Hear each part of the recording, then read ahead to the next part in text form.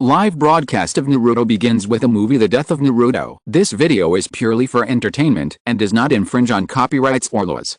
The rights to the novel and image belong to the original author. We do not claim ownership. Don't like waiting and want to listen to this fanfic in full now? Subscribe to our Patreon, where you'll find the best fanfics. Chapter 351. If you can't win, just self-destruct and destroy everything. This method is the same as the previous Shinin. Are you kidding me?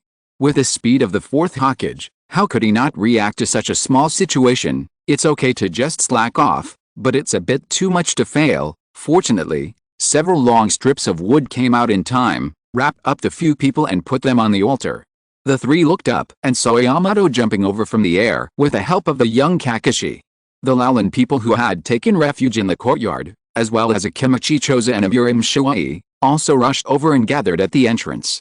The surrounding walls gradually collapsed. Minato looked at Naruto and said, "Give me the flying thunder god Kunai I gave you. I want to completely seal the dragon vein." Taking the flying thunder god Kunai back from Naruto, Minato did not delay, came to the altar and inserted it into the eyeball-shaped protrusion in the middle, and then performed the seal, and the sealing technique immediately appeared on the altar. Yamato is the real slacking god. He showed up when things were almost over. I was just wondering, what time point did he travel to? Haha, at least he knew to show his presence at the last minute, otherwise it would be bad if he stayed here after Naruto was sent back. In the end, the courtyard that could suppress the dragon vein didn't work at all. Have these people been hiding for 10 minutes? Now they are all out again. In my opinion, in fact, only if they hadn't acted together with Sarah, these people wouldn't have been in any danger. Hiding in the courtyard for shelter was a complete waste of effort.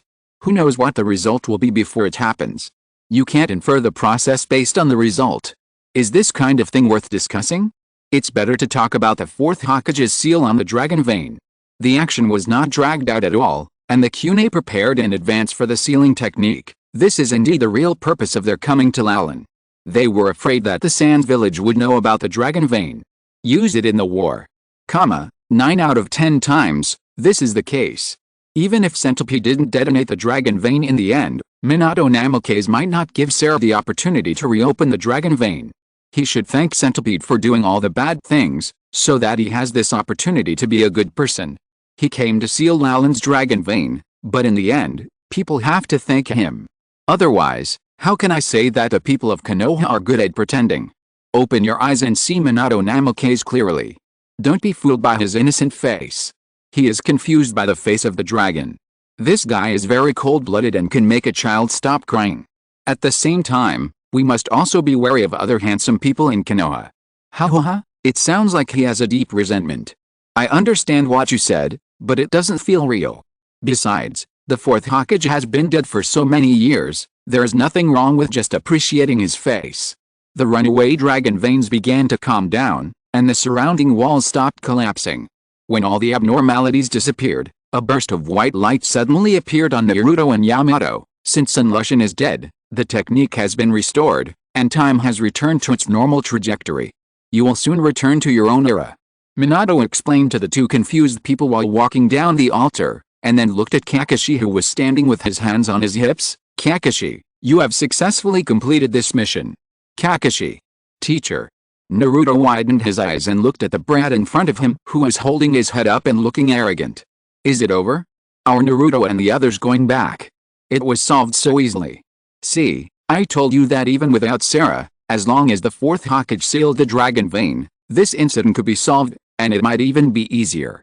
If the centipede didn't absorb the seal into its body at the beginning, how would Naruto and the others return to their original world?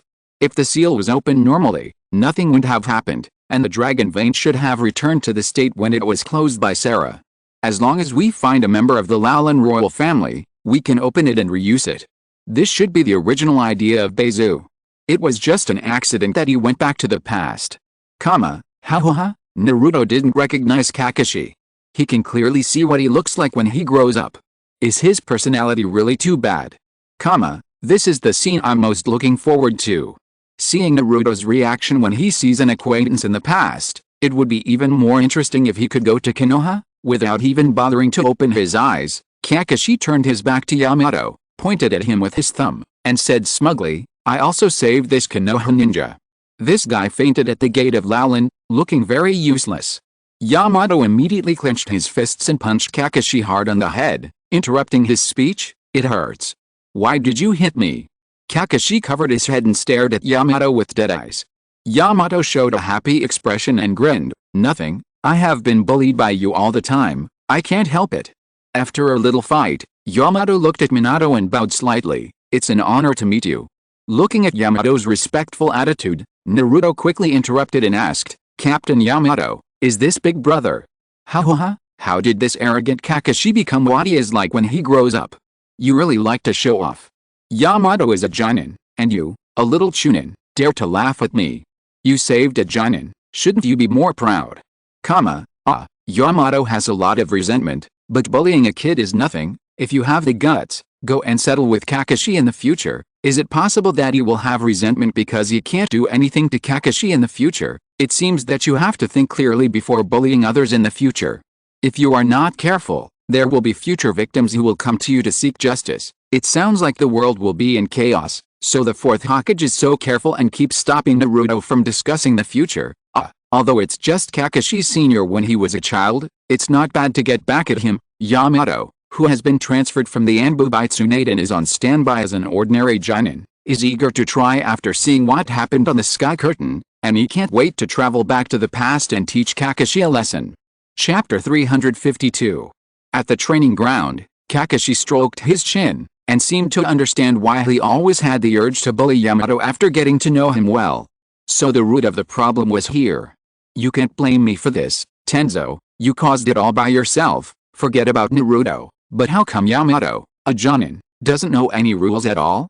You are so respectful, aren't you just revealing the future by name, the fourth Hokage? One or two of you want me to change history, right? Do you understand? It's very hard to pretend that you don't know that you are the future Hokage. I can't hold back my smile. Maybe it's okay to change it. If he wasn't the fourth Hokage, he might not have sacrificed himself. In that case, he wouldn't be Minato Namikaze. Anyway, I can't imagine him not becoming Hokage. Why is Naruto so stupid again? Minato Namikaze has personally sealed the dragon vein, and he still can't. Can you prove his identity? I'm sorry, it's time to say goodbye to you. Minato interrupted his question. Sarah looked at Naruto with a frustrated face. How could it be? We have to part so soon. Naruto looked at her and said, Sarah, haven't you done what you should do?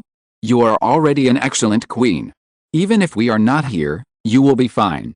Knowing that she can't change this ending, Sarah said sadly and firmly, I will never forget Naruto.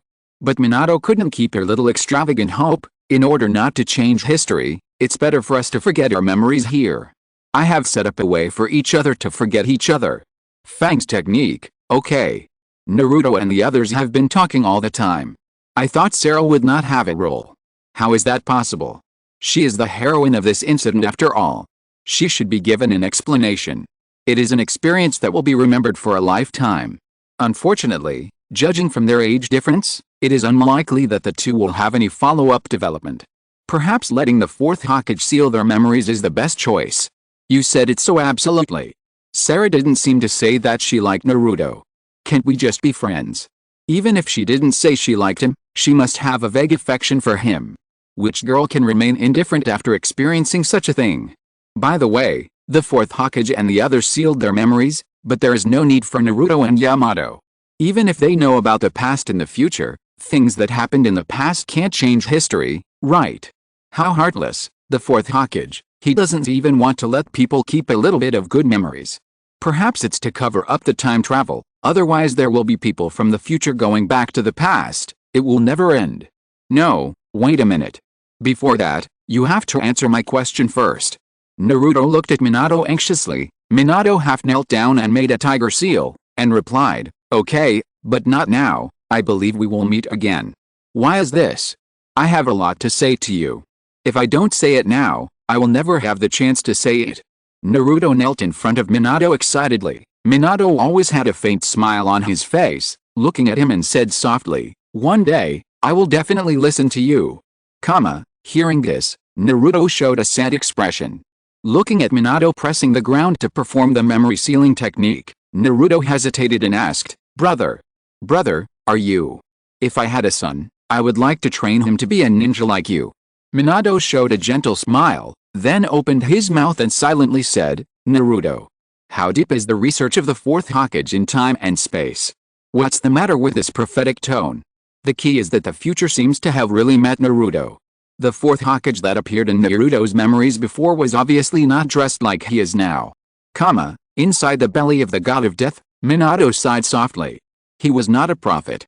The reason why he said those words to Naruto so confidently was because he sensed his own chakra in the other's body. In addition, the 9 tails that was supposed to be in his wife's body appeared in Naruto's body. After a little analysis, Minato probably understood what the future would be like. I also want to escape the future of death, but the future you will most likely not be the you on the sky, Naruto. It is certainly a pleasure to see his son in the future, but because of this, Minato lost the courage to change the future. Because once he did this with his memory, it meant he personally wiped out the future of Naruto on the sky. How could Minato, who became a father in advance, do such a thing? Well, let's not talk about Naruto's strange attitude, but what does Minato Namikaze mean by this? This is no longer a hint, but a direct statement. Naruto doesn't want to confirm whether he is the fourth Hokage, but wants to confirm his relationship with him. Damn it, can't you just say it clearly? Why are you hiding it? Riddler, get out of the ninja world. Hey. Is there anyone from Konoha who can come out to clarify? Whether it's true or not, give an explanation. You don't think you can hide anything at this point? Naruto scratched his hair with an irritated look. What are they talking about? What is the fourth Hokage saying? What am I saying? What is my relationship with the fourth Hokage? Calm down. If you are so excited, I will reconsider whether to tell you everything. Jiraiya held Naruto's shoulder and said with a serious expression. It's not his fault for making a fuss. Naruto has already had a precedent.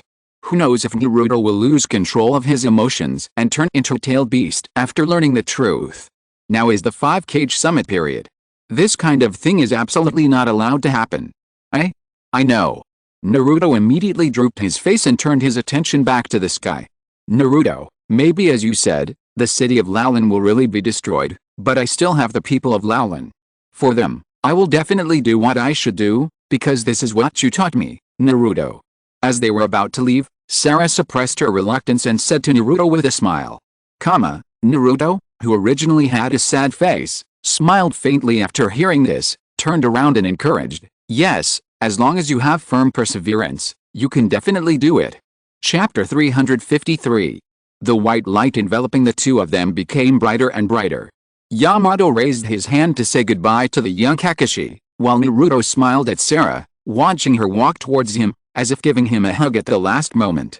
Naruto. From the fact that Laolin has become a ruin, this city still couldn't escape the war after all. Without the corresponding strength, but holding the treasure of dragon veins, it is only a matter of time before it becomes like this. Living in that war-torn era is the sorrow of the weak. If it lived in a peaceful era, perhaps Laolin could still survive in the cracks by relying on the mutual fear of the 5 major countries. Forget it, there is no point in discussing a small country that has already perished. Let's talk about something happy. I can't say I'm happy. A time travel without memory has a sense of unreality and fantasy. It doesn't even matter whether Sarah hugged me at the end. If it's just a memory issue, wouldn't it be enough to just unseal the memories of the people involved? The key is Naruto. The memory that is sealed is Naruto's in the future, and it has nothing to do with him as a teenager now. This feeling of time confusion, for Kakashi and the others, it's something that happened in the past, but for Naruto, it's the intersection of his future and past time and space. At the age of 16, he has such a wonderful life experience. I don't know whether I should envy him or feel lucky. A white light flashed, and the scene turned to the ruins of Laolin. A chakra beam burst out from the dragon vein, and Sakura was taken away by Sai while crying Naruto's name. In less than a few seconds, the purple chakra beam retracted and disappeared. What appeared in the eyes of the two was Naruto and Yamato lying unconscious on the altar. The ink bird landed beside Sai and Sakura, and they woke up faintly amid their cries. Naruto covered his forehead with a headache and muttered, "What happened? I can't remember anything." Yamato also had the same question. After checking without success, the 4 could only leave the ruins. At the same time, Naruto expressed regret for not being able to catch the missing centipede. The speed of time on both sides is different. Naruto went back to the past for about a day, But it was only a moment in the original world. If you hadn't told me, I wouldn't have noticed that Naruto went back to the past for a day and destroyed the centipede's 6 years of preparation. This guy was so busy developing Lalin that he forgot his dream of conquering the world. Ha. Destruction is definitely easier than construction. Shannon has been plotting for decades, but it was solved by Naruto in less than a day. Mission failed, lost. Without memories, Naruto and the others would never have thought that the centipede disappeared in the past. I suddenly remembered one thing. When Tsunade was giving the mission, it seemed that Naruto and the others were here to assist the Sand Village, but the mission was over without seeing a single Sand Village ninja. Tisk, the Sand Village is just a background to lure out the centipede. It doesn't matter if they are there or not. The other 4 cages who had already sat down in the meeting room subconsciously looked at the cage Raza, and then 3 of them turned their heads and looked at Tsunade. After a while, Inoki pretended to be envious and said, "The relationship between Konoha and Sand Village is really good. Even the pursuit of rebel ninjas can be completely delegated to the other party. We, like Iwagakure, can't do that. We have to do this hard work ourselves." Hearing this, Raza's face immediately darkened. This was mocking them for not being able to handle their own rebel ninjas well, and having to risk information leaks to ask Konoha for help, right? Tsunade looked at Inoki unhappily. She didn't believe that this old guy didn't see that it was because Konoha and Tsunagakure had a closer cooperative relationship that there was such an arrangement on the Sky Curtain, but he just had to say such sarcastic words to provoke the relationship between the two. Sure enough, it was impossible to make this stubborn old man change his deep-rooted confrontational thinking immediately because of the appearance of the Sky Curtain. Thinking of this, Tsunade said calmly, "If Lord Tsuchikage is interested, we Konoha can also consider cooperating with Iwagakure in this regard. I believe you can also see that because of the Sky Curtain, this kind of mutual cooperation between countries is the future trend, otherwise we would not be sitting here to discuss the Dragon Vein." After a moment of silence, Inoki sighed lightly. "Maybe, the current ninja world really makes me, a stubborn old guy, a little confused. But you also have the opportunity to change, isn't it, Tsuchikage-sama?" Terumi May interrupted, then covered her mouth and chuckled, "Just like your cooperation with the future 5th Kazekage, this is something that even the 2nd Tsuchikage-sama and the 2nd Mizukage-sama have personally experienced. That kid is really good, but I don't know what our 4th Kazekage thinks." Inoki looked at Raza and teased. Rosa posed as Commander Ikari and said expressionlessly, "As a Kazekage, it is not shameful to learn from excellent people, even if this person is my son." The atmosphere in the meeting room suddenly eased a lot. Even the Raikage, who had been showing a sour face, had to echo the others and say a few good words. Otherwise, it would be bad to be excluded and lose the qualification to study the Dragon Vein. At this time, Sakura suddenly stopped. The 3 people who were blocked by her looked in her direction and saw a girl who was dressed simply but looked like Sarah, walking in front of them. The girl walked up to Naruto and explained her purpose to them. "When I walked near here, I sensed the low sound of the Dragon Vein, so I came to take a look." Faced with Naruto's confusion, the girl continued, "My mother was the queen of Lalin who ruled this land, so I can slightly sense the breath of the Dragon Vein as long as I use this." While the girl spoke, she picked up the chakra knife on her waist and showed it to Naruto. Looking at this severely damaged chakra knife, Naruto subconsciously reached behind his waist, and after grabbing nothing, he said strangely, "Huh? Isn't this Konoha's chakra knife? Sarah's daughter. She looks exactly like her mother. What is this?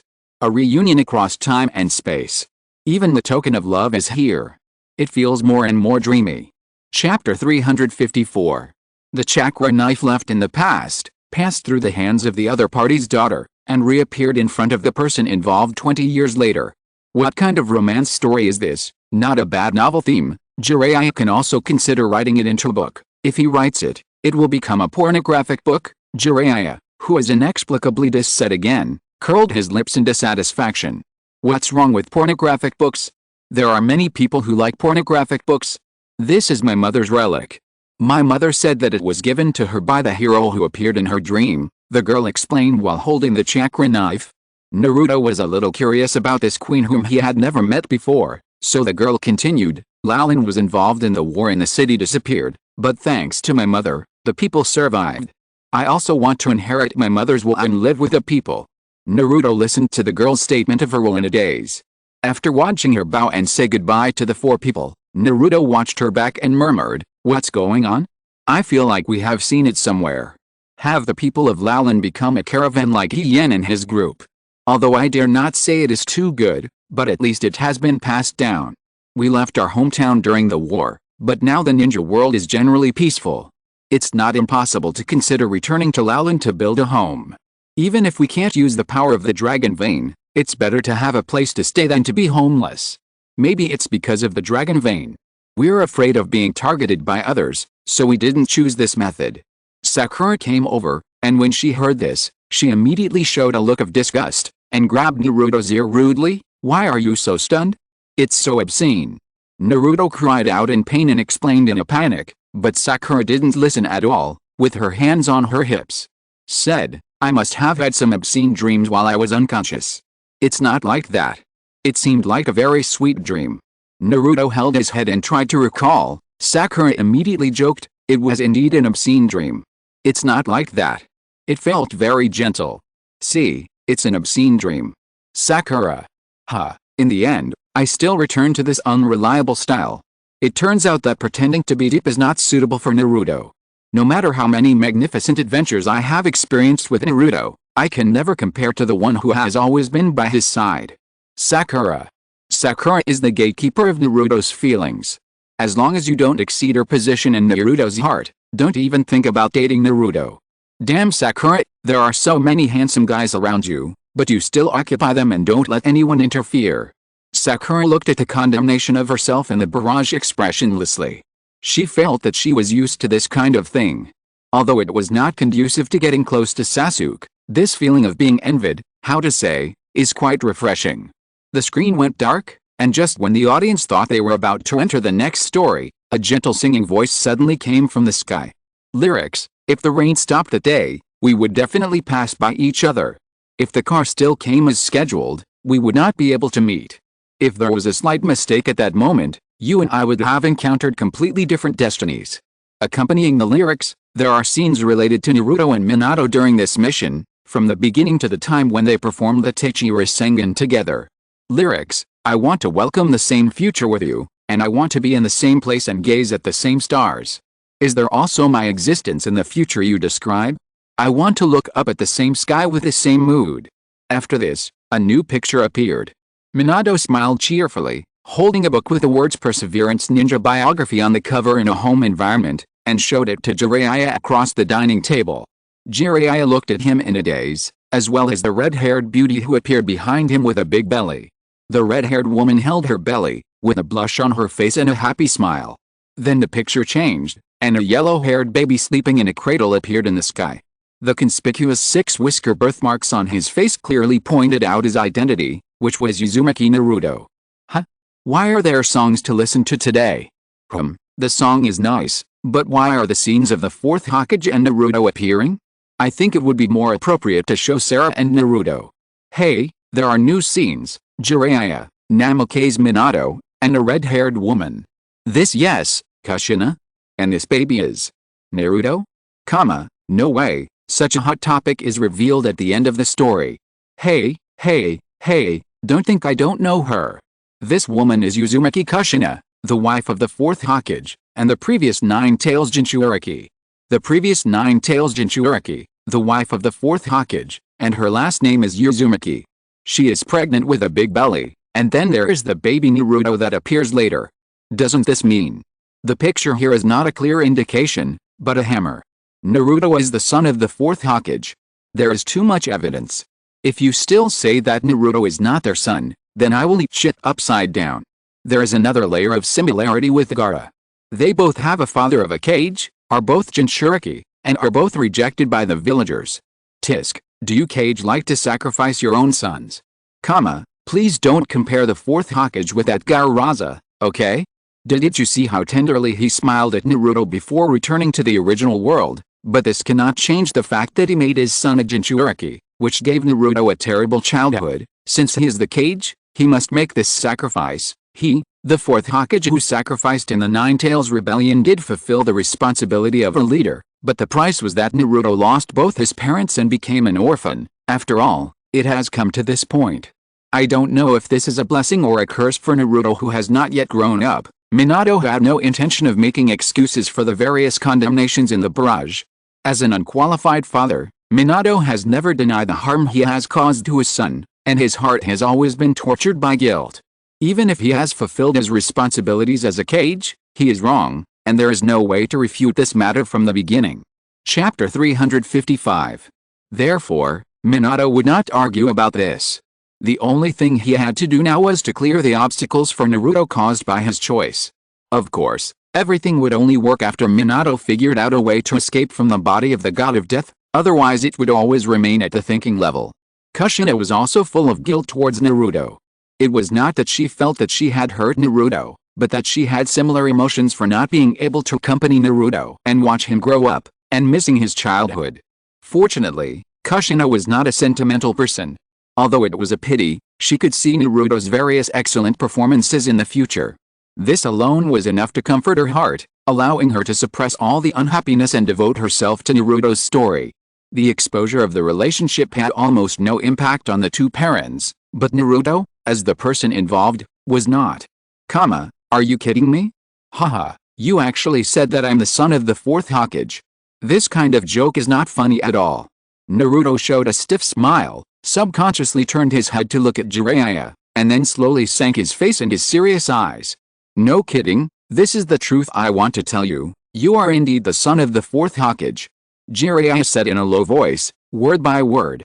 As a result, as soon as he started, he immediately noticed that wisps of red chakra were emanating from Naruto.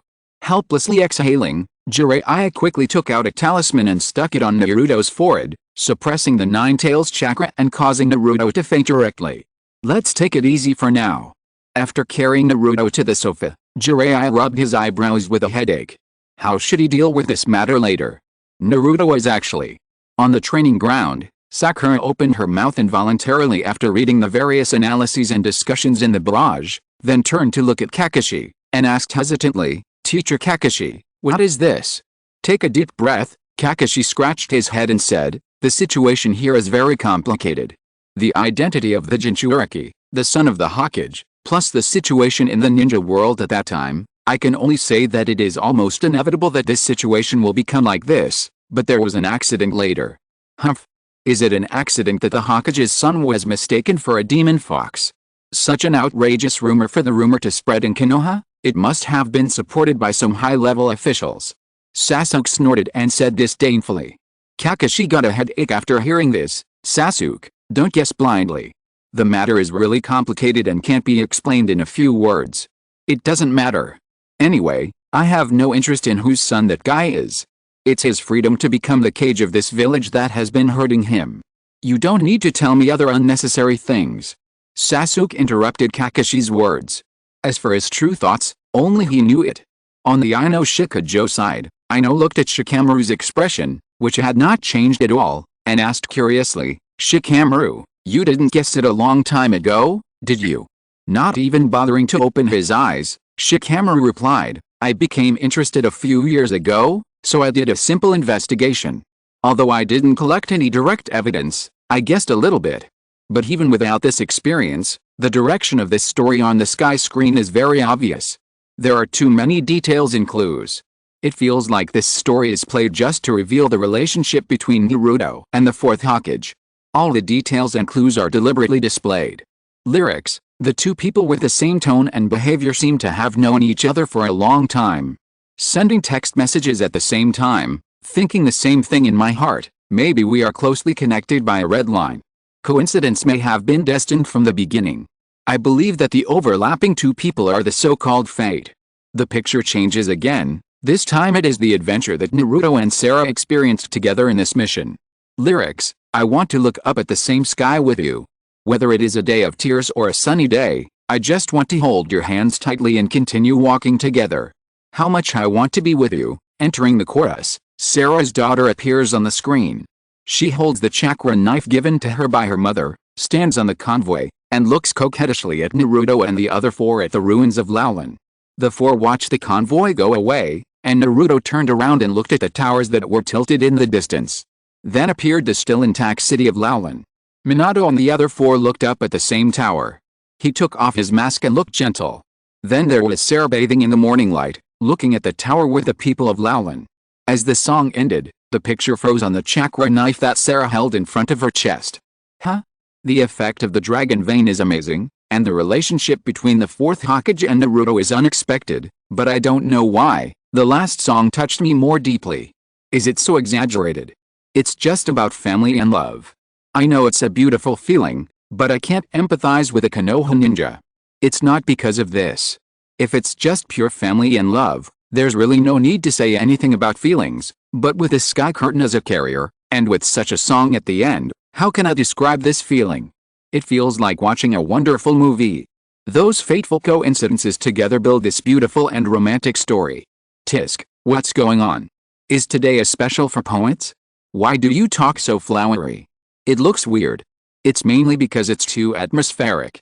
In the last pictures, everyone is looking at the same scene in different time and space, plus the lyrics that fit the occasion. Tisk, it won't be out of place even if it's directly put on the big screen. I don't see any coincidence or romance.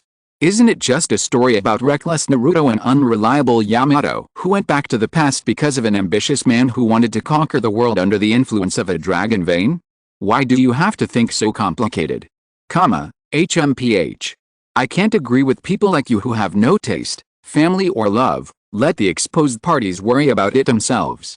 I'm just a ruthless viewing machine who just wants to see new stories. In a dense forest, Asuma, Shikamaru, gangs Tetsu and Kamatsuki Izumo kept jumping forward between the trees.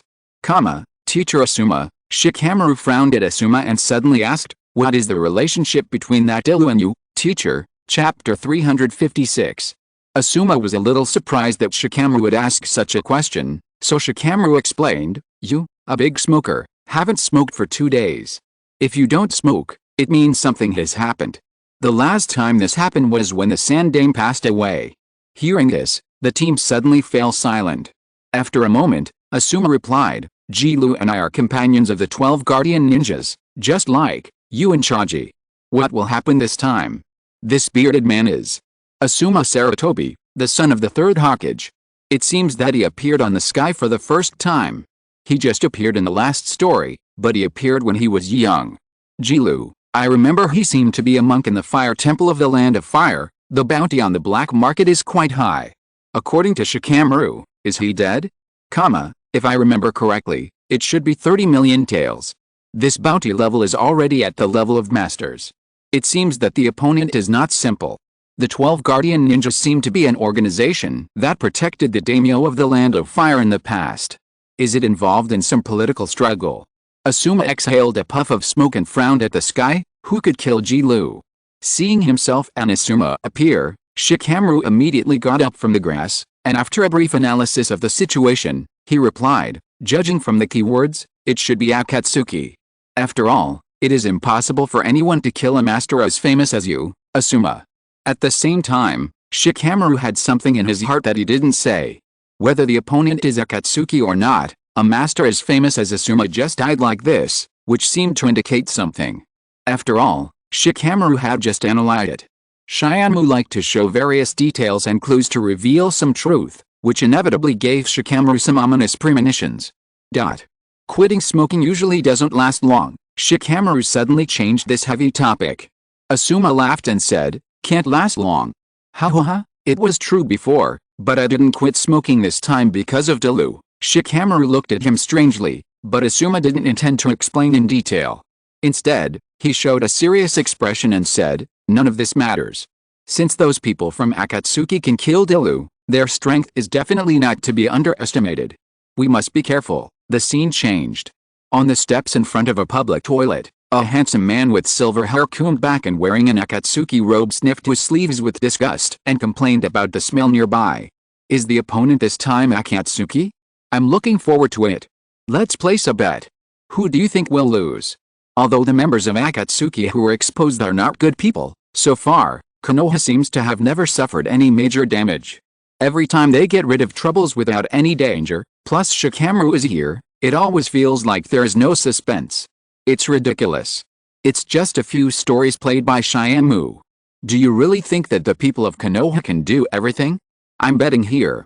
The people of Konoha will suffer heavy casualties. There are so many masters who died in Konoha. If nothing else, the fourth Hokage is the most typical example. For example, I'll show you the process of the Nine Tails Rebellion, and see if you still think that the people of Konoha can win. This big back hair, I remember someone exposed his identity before. Let me check, is it the madman Fiden of the evil god cult? What is the evil god cult? Is there any detailed information? It is a cult that believes in evil gods. The specific content is unclear.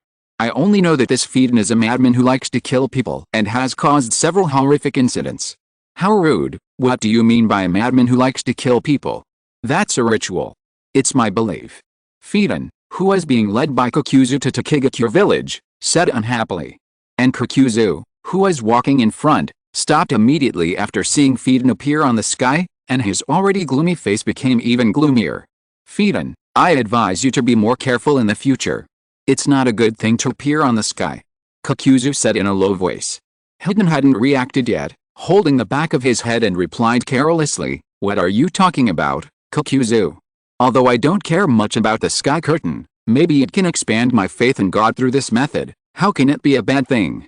Idiot. Appearing on the sky curtain means that your fighting method will be exposed to the whole ninja world. You'd better pray to your God and get exposed before you are exposed, eh? Hope we can get rid of the opponent before we are completely wiped out," Kokuzu said irritably. Because the appearance of Hiden means that he will also appear. Although the exposure of his secret technique does not affect the display of his strength, at most he will lose some unexpected tactical arrangements, but the feeling of being inexplicably exposed still makes Kokuzu very unhappy. But this is not a problem at all for Hiden, who has faith in his mind. This is indeed a problem, but it doesn't matter. My faith in God is enough to make up for this information leak. If you want to make trouble for me, just wait for me to sacrifice you to God. At this time, there was a little footsteps behind Hiden. He turned his head defenselessly and complained, "Kokuzu, too slow." As a result, when the person behind him came into view, Hiden realized that this person was not Kokuzu as he thought, but Asuma, who had already thrown a shuriken at him. Although it was somewhat unexpected, Hiden still reacted in an instant, pulling the rope connected to the March sickle, blocking Asuma's attack exactly, and even throwing the March sickle at the opponent to launch a counterattack. Asuma dodged the heavy slash of the March sickle by turning sideways. At the same time, Kamatsuki Izumo and Gang Zatetsu rushed to Hiden's side. Relying on Shikamaru's shadow to restrain him, the two machetes in their hands went straight through his body and pierced Hiden. What a quick reaction! He was able to block the shuriken thrown by the opponent at the distance. And he immediately counterattacked. Apart from anything else, this guy must be very strong in physical skills. Let's see what he does next. Hey. How did he get pierced? He couldn't be defeated like this. If it was a surprise attack, he might have been taken down by a coordinated attack like Konoha's. Chapter 357. Although I have seen many people who survived even after being stabbed in the chest, it should be impossible for someone to survive being stabbed through by two swords. Well, it's hard to say. There are so many weirdos nowadays. As long as the injury is not serious, it is difficult to determine whether a person is alive or dead. Who knows what abilities they have? After completing a set of attacks in coordination, the four of them smiled at the same time, but unexpectedly, Fiden acted as if nothing had happened. He asked with a depressed look on his face, "It hurts? Who are you? How could this happen?" It clearly hit the vital point. Gangzity, who maintained the attack action, looked incredulous and subconsciously twisted the sword in his hand to expand the wound, but apart from making Fiden cry out in pain and complain, it had no effect at all. This guy, is he immortal? Shinhei Izumo was sweating coldly, and Fiden said calmly, "Isn't it obvious? By the way, who are you?" Hiss. Immortality? I was just saying it casually. He's really not dead, and even immortality has appeared. Isn't it so outrageous? The ability of immortality is beyond common sense. It is not much different from the infinite chakra mentioned above. I always thought that this ability only appeared in myths and legends. The body cannot block the attack of sharp weapons, and it will bleed normally. How can you say that he will not die? Cut off his head and drain his blood. I don't believe he won't die. Indeed, since it can be injured, there is no reason why it cannot be killed. Maybe it's just this guy has a high tolerance. What would be fatal to others is just a minor injury to him, which is why he behaves like this now. Even the sixth sage doesn't dare to say he's immortal. I don't believe that any random person from the Akatsuki organization can have the ability to be immortal. According to Faye, the sixth sage died of exhaustion, which is different from the immortality here. Looking at Asuma, Fidouin naturally noticed the waist scarf with the word fire embroidered on it tied around his waist, and immediately showed a disgusted expression. That mark, is it real or fake? We still have to go to that stinky gold exchange office, Asuma heard his subtext, because before this, they speculated that Jilu's body might have been taken to exchange for a bounty, which is why they appeared here. Putting on the brass knuckle chakra knife, Asuma explained his purpose to Fidouin. Compared to Asuma, who immediately regrouped, Shikamaru was still in shock for a long time. Is this Akatsuki? How can he have such ability? If so, even the shadow seam technique, that Jilu was killed and taken away for bounty, and from the tone of this guy, he's going to do the same thing to Asuma. What is the black market bounty for Sarutobi Asuma? 35 million ryo. In addition to his own strength, there should be the bonus of being the son of the Hokage. This Hidden is very confident. He obviously is still tied up, and he opened his mouth to capture the other party for a bounty.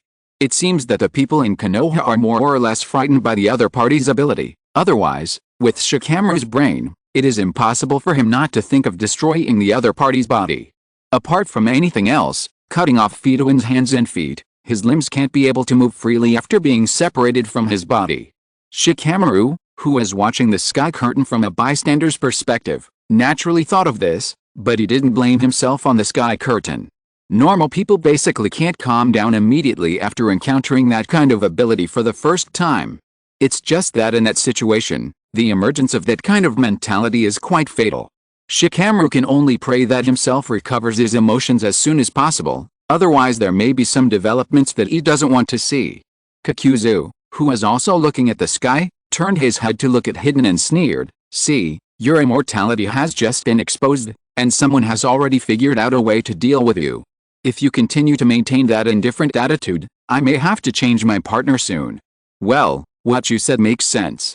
But Kakuzu, with my level of physical skills, how many people do you think can cut off my limbs without getting hurt? If they have this ability, then I will get the same result regardless of whether I am careful or not. Besides, don't I still have you? Hidden still looked nonchalant. Kakuzu retracted his gaze and continued on his way, saying in a flat voice, "Then in the future, in addition to praying to your god, you must also pray that I am always in a good mood and have the leisure to sew your limbs back after they are cut off, otherwise you will live in pieces." Ha. It seems I have to please you more. How about we wait until we capture the Seven Tails and then go find this guy on the sky curtain? I'll help you kill him and exchange him for money. Hidden sneered and said, "You got the order of killing wrong." Not understanding what he meant, Asuma asked about the whereabouts of the other person. As soon as he finished speaking, Kakuzu appeared behind Shikamaru and punched him hard. The shattered eaves raised a huge amount of smoke and dust. Although Shikamaru reacted in time to avoid the attack, he was unable to maintain the effect of the shadow imitation technique and release the control over Hidden. Asuma quickly stood in front of Shikamaru and shouted at Kaimatsuki Izumo and Gang Zatetsu to keep a distance from Hidden. The four of them gathered together, tense and alert to Hidden and Kakuzu. The one in the middle is. It's rare that you have a connection with money, Hidden. Kakuzu looked at Asuma, ignoring their hostile actions, and said lightly, "It's the bounty hunter Kakuzu. This guy is quite famous in the black market. He has all kinds of identities. I'm curious about what conditions Akatsuki used to attract them to join. One or two of them don't take Konoha's group seriously. They just want to exchange them for money. They are indeed very strong, but this kind of careless attitude is the easiest to be exploited, especially when the opponent's team has Shikamaru, a wise man. I have guessed their fate. It's better not to blindly believe in the role of wisdom. Did Shikamaru demonstrate before that many ideas cannot be implemented without hard power? If there is no follow-up reinforcement, the possibility of the four people in Konoha being wiped out is at least more than 90%. If you're listening to this novel on a channel other than Fanfic World, it means they downloaded and uploaded it without effort. We cordially invite you to visit our channel, Mundo Fanfic Novelists. There you'll find the original version of this story and you can explore many other novels of various genres. We're waiting for you to immerse yourself in a world of incredible novels. Chapter 358.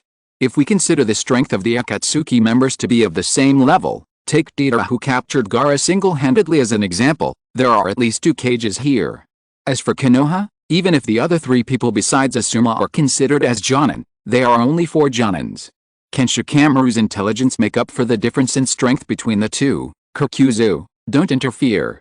I want to use them for the ritual. I'll give you the money. Hidden also didn't take the 4 people seriously. After taking back the March sickle, he said to himself. Kokuzu naturally had no objection, and even for the sake of money he kindly reminded him, okay, but don't be careless, or you'll die. Is that what you're saying to me? If you can kill me, I'm looking forward to it. Hidden was chatting with Kokuzu, while stepping on the blood from the wound and drawing a circle with a triangle inside on the ground, but it's unlikely. With no extra energy to stop Hidden's strange behavior, Asuma conveyed his action plan to Shikamaru, who would restrain Hidden and then chop off his head. Hey, as a companion, this Kokuzu can't be unaware of Hidden's abilities, right? Why did he remind him to be careful of losing his life? I said it's definitely not immortality in the conceptual sense. Judging from Kokuzu's reminder, there is indeed a way to kill Hidden. But Hidden himself denied it. Is he just bragging or is it true? Are you so confident that you only let one person take action? In order to keep the story going, you Akatsuki really took great pains. Are you afraid that all your opponents will die at once? You are worthy of being a crazy believer. You have to do so many things before the battle. There are too many preparations for the battle. Almost every step has the opportunity to be exploited by the enemy. Relying on your immortality, so arrogant, right? On the other hand, it also shows that this guy is very strong. With such complicated battle preparations, he is still alive. Asuma is good. He has already figured out a way to cut off the opponent's head. As long as you calm down, any normal person can come up with this method. But in such a tense atmosphere, it is quite difficult to calm down. Shikamaru's condition is not very good. He still hasn't recovered. This plan should have been proposed by him. This is too risky. It's not like you at all. The unexpected enemy made Shikamaru hesitate about this plan. Gang Ziti also felt that it was a bit risky and expressed his willingness to work with Asuma. Don't you understand? This is the most feasible way at the moment. They are much stronger than us. Asuma said with a serious expression. Izumo, Katetsu, keep an eye on the other member of Akatsuki and cover Shikamaru. Kamizuki Izumo proposed a retreat, but was immediately rejected by Asuma. Do you think the opponent will let us go easily? If we retreat without a fight, we will be wiped out, and Konoha will be in greater danger. Oh, it seems that it's not that Shikamaru can't think of this plan, but that he doesn't want Asuma to take risks. How can a plan be perfect? Some risks must be accepted. Isn't it the case with the battle with the Sound 4? There were omissions in almost every arrangement. After all, the enemy is not a fool who can't think. How can they follow your plan completely? Too emotional if you want to become a Jonin. Sometimes you have to make necessary sacrifices. Hey, why do you assume that Asuma is going to sacrifice? Who knows what will happen next? From what Asuma said before, Konoha sent people to capture the 2 people from Akatsuki with a purpose. There must be reinforcements behind them. Is it really impossible to retreat when you know you are not the opponent? Unless you are a ninja with high-speed movement ability, if the gap in strength is obvious, the weaker party will choose to retreat, which will indeed increase the possibility of annihilation. After saying these discouraging words, Asuma joked to himself, sometimes, this method is needed to break through the enemy's front. This reminded Shikamaru of the first time he came into contact with Shaji, when he used the tactic of sacrificing the silver chess piece to win. And now, Asuma seems to have become the silver general that is about to be sacrificed. You are not suitable to be a silver. Shikamaru's face was a little gloomy, as Asuma smiled nonchalantly. Haha, I won't be abandoned, because you are here. Hidden screamed in pain and pulled out the 2 swords stuck in his torso, and said to the Konoha group viciously, you bastards, you don't understand other people's pain. God will punish you. I feel like Shikamaru's memory is hinting at something. Learn from Naruto. Think of something positive when you want to recall. Thinking about sacrifice, abandonment, bait, etc. is just making yourself uncomfortable. Although it's a bit strange to use Shaji as an analogy, Asuma is indeed the role of a vanguard bait here. It depends on whether he can withstand the opponent's attack, and what kind of offensive others can cooperate with him. The ominous premonition became more and more obvious. Shikamaru pursed his lips, His face was as gloomy as water, and he concentrated on watching the battle that was about to begin. Tisk, being stabbed by that big knife, but being able to scream with vigor after pulling it out. This scene really tests my mental strength. If I were there, I would have been amazing if I hadn't been frightened to the point of being unable to move, let alone mustering up the courage to fight. Asuma's trust calmed Shikamaru down. He closed his eyes and pondered for a moment, then formed a hand seal and looked at Hiden seriously. The battle was about to break out. At the moment when both sides tightened their weapons, Asuma and Hiden rushed towards each other at the same time. Asuma easily cut off the big knife that Hiden pulled out of his body, and after passing by, he turned around and launched a second attack. At the same time, Shikamaru's Shadow Seam technique also took the opportunity to attack Hiden, and cooperated with Asuma to attack him from both sides. Faced with this attack, Hiden did a backflip and jumped into the air. After dodging several shadow tentacles that harassed him, he threw another big knife at Asuma, who was attacking from the front. Chapter 359.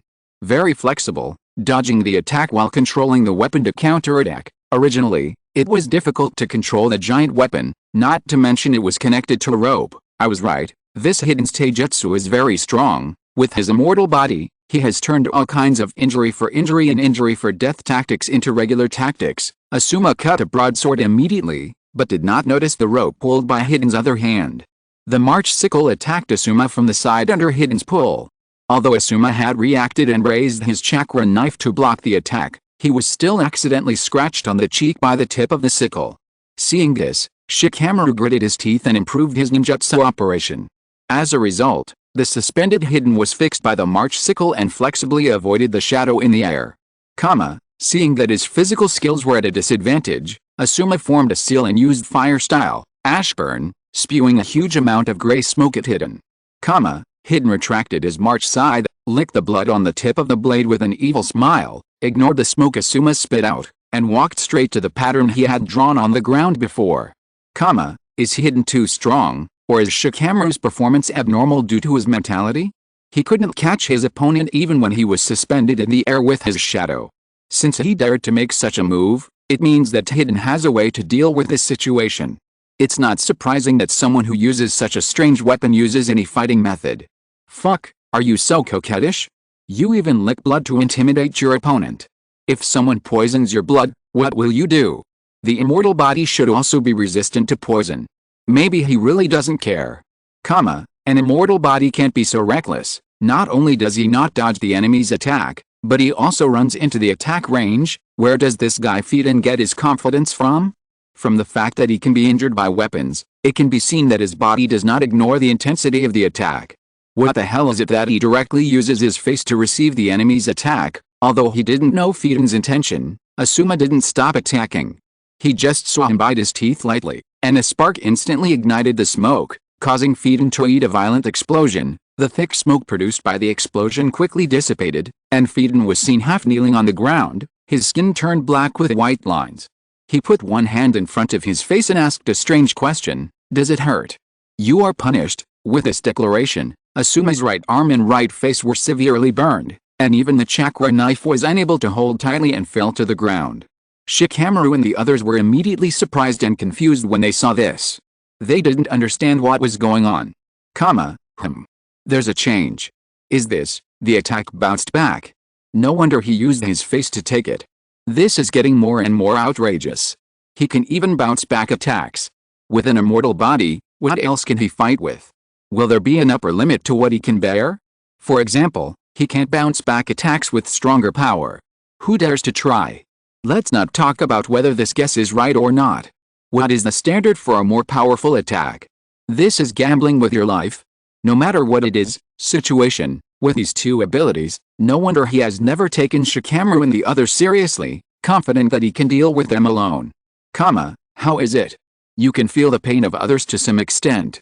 Hiden stood up from the ground and shouted to Asuma with a happy face, "You have been cursed by me, now let's start the ceremony. Come on, taste the best pain with me." Hiden laughed hysterically and threw out a black spike from his arms, as if preparing for the next wave of attacks. Although still confused, Asuma would not sit and wait for death.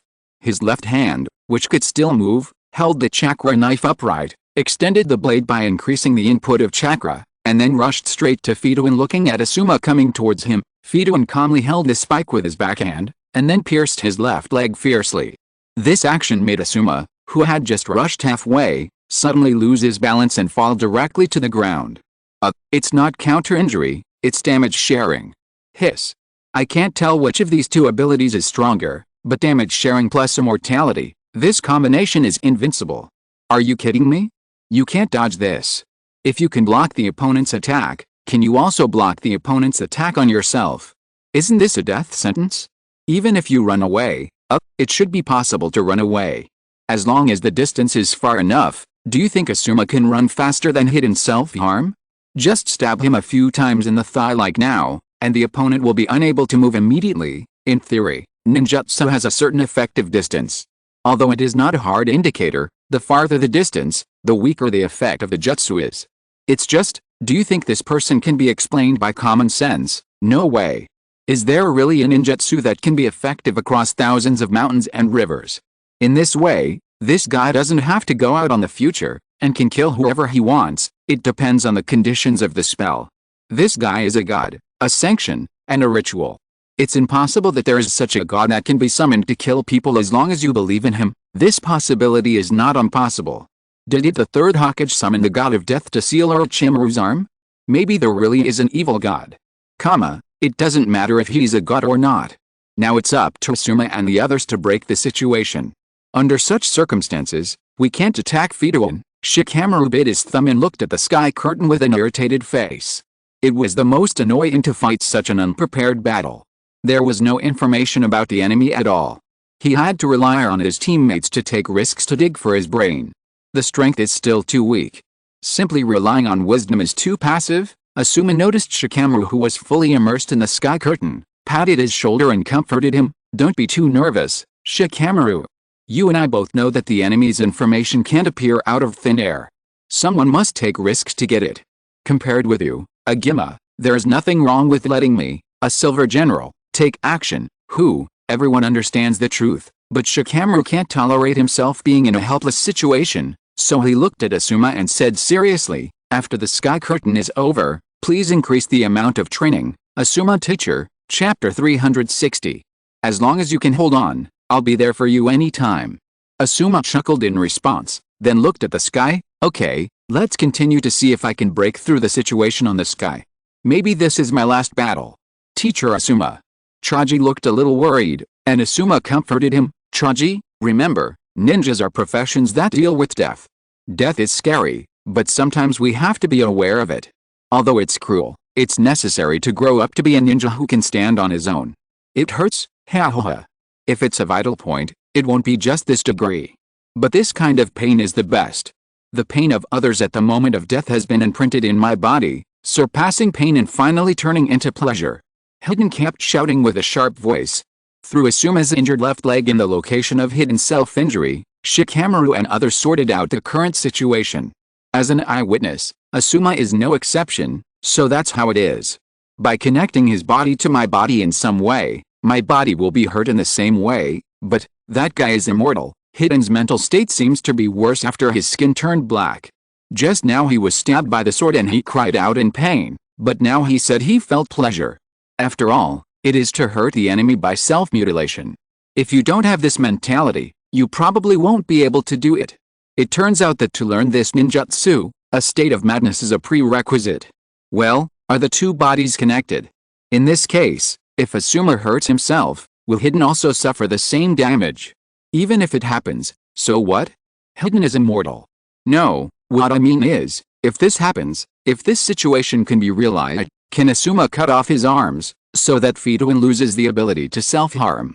If nothing else, at least he can save his life first, and as for the arm problem, he can wait and reattach it later. Your brain circuit is very strange, and you can even think of such a method. Ha, it's so funny. I think Fituin himself has never thought that this situation would happen. It would be interesting if it could really be realized. Fituin, I used to hurt others by hurting myself, but now others hurt me by hurting themselves. Ha, where do you want to feel the pain next? Fituin held the spike and gestured on his body, and finally raised the spike to his chest. Or do you want to end it like this? Seeing that the fatal blow was about to fall, Shikamaru was sweating and tensed his nerves, letting the shadow extend from behind to feed Hiden at the fastest speed. Go to hell. Don't even think about it. Hiden and Shikamaru roared at the same time, and finally when the spike pierced his chest, Shikamaru's shadow controlled Hiden and stopped his movements. Looking at the shadow wrapped around him with dissatisfaction, Hiden tensed his muscles and tried to break free through brute force. Seeing this, Shikamaru tried his best to maintain the effect of the ninjutsu, which prevented Hiden from succeeding. Isn't Hiden a bit too arrogant? He turned his back to Shikamaru and the others the whole time after connecting with Asuma. Is he confident that Shikamaru and the others can't do anything to him? Even if he is controlled by Shikamaru, it won't last forever. As long as his technique is not cracked, Asuma's life will always be in his hands. There shouldn't be a master of illusion in their team, otherwise they could use it on Hiden. Yes, since they can't make an attacking move, illusion is indeed a good choice. Then the conversation between Izumo Kamatsuki and Tetsukoji indicated that they would have to wait at least 20 minutes for follow-up reinforcements, but it was impossible to delay that long at the moment. Not only was Shikamaru's binding force not enough, but before they figured out the principle of Hiden's ninjutsu, they couldn't even continue to attack him. Listening to their conversation, Shikamaru kept casting the technique while forcing himself to calm down and analyze the opponent in front of him, trying to find the weakness of this technique or a way to crack it. While trying to think hard, Hiden did not stop fighting with Shadow.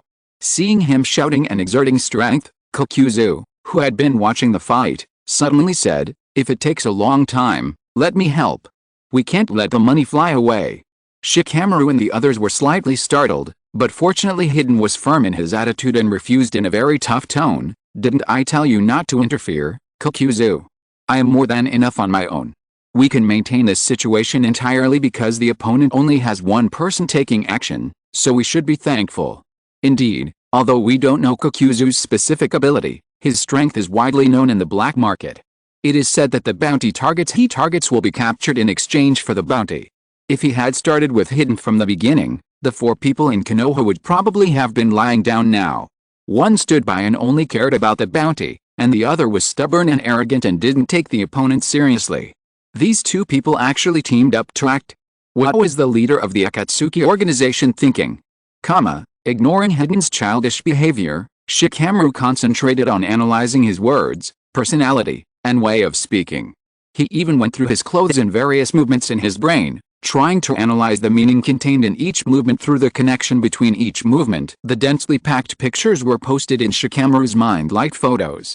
Finally, Shikamaru, who had sorted out all his thoughts, had a bright look in his eyes.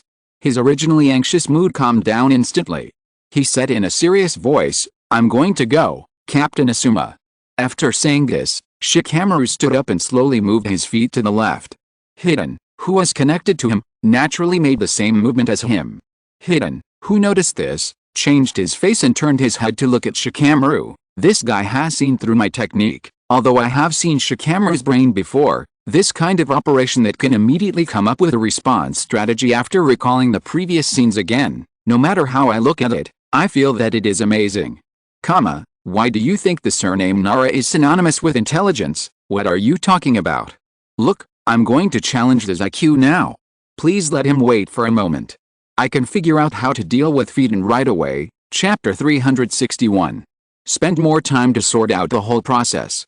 I think most people should be able to come up with a solution. The difficult part is to come up with a strategy in just a few seconds in such a critical situation. It tests one's intelligence level. It's too hard. It's completely relying on the enemy's contempt to maintain a state of confrontation. As long as the other person makes a move, the situation will immediately change. Shikamaru quickly turned his brain to think of other strategies to deal with the enemy, but no matter how hard he thought, he couldn't think of any way to gain an advantage in that situation. Seeing Shikamaru thinking so hard that he was about to smoke, Asuma exhaled a puff of smoke and said, "The enemy's strength is far superior to ours. It can be called luck or coincidence, but the fact that we can form such a situation is the result of our extraordinary performance. There is really no need to think too much, it will only add to our troubles. Of course I understand. But I still want to work hard. If I encounter a similar situation in the future, I don't need you, Asuma, to be the sacrificed pawn." Shikamaru's expression was stubborn, and Asuma was also infected by his emotions. He couldn't help but sighed. Is that so?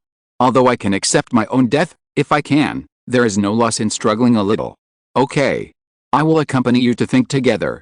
Well, forget it. Even someone like me who just learned Shaji for 10 minutes can win. However, Asuma, you should not waste your time on something you are not good at. You little brat, do you underestimate me? Shikamaru controlled Hiden's movement while explaining to Kensuke Izumo, who asked a question. I will drag him out of the pattern on the ground, so that his jutsu, the curse, will be lifted.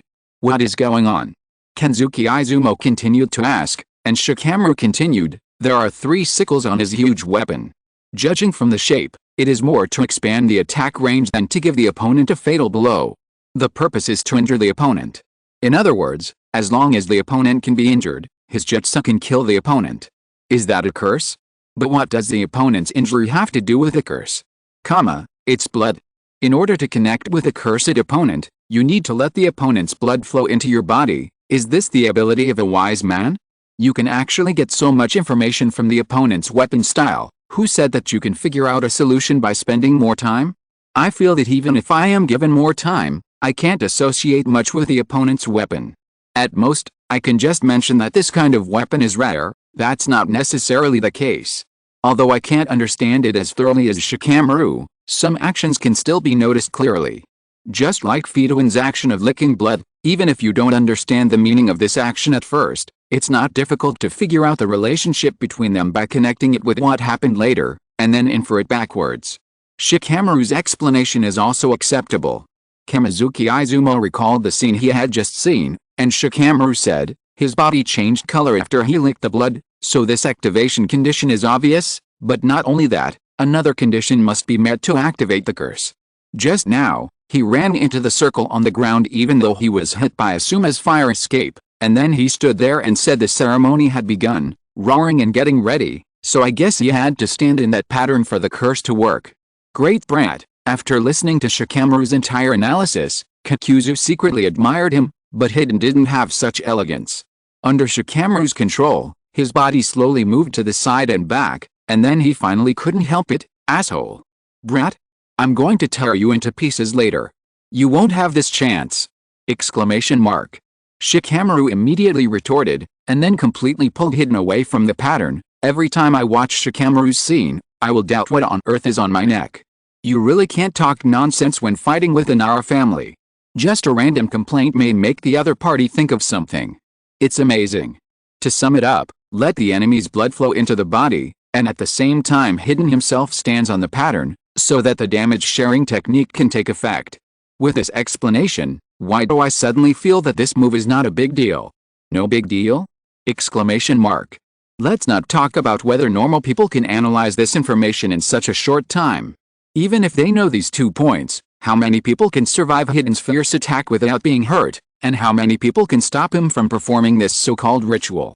It's difficult not to get hurt, but it seems that stopping the ritual is not impossible. Sure, as long as a ninja who can use Earth Escape can perform Earth Escape on the ground, it won't break the pattern into pieces, and it can also play the role of sharing damage.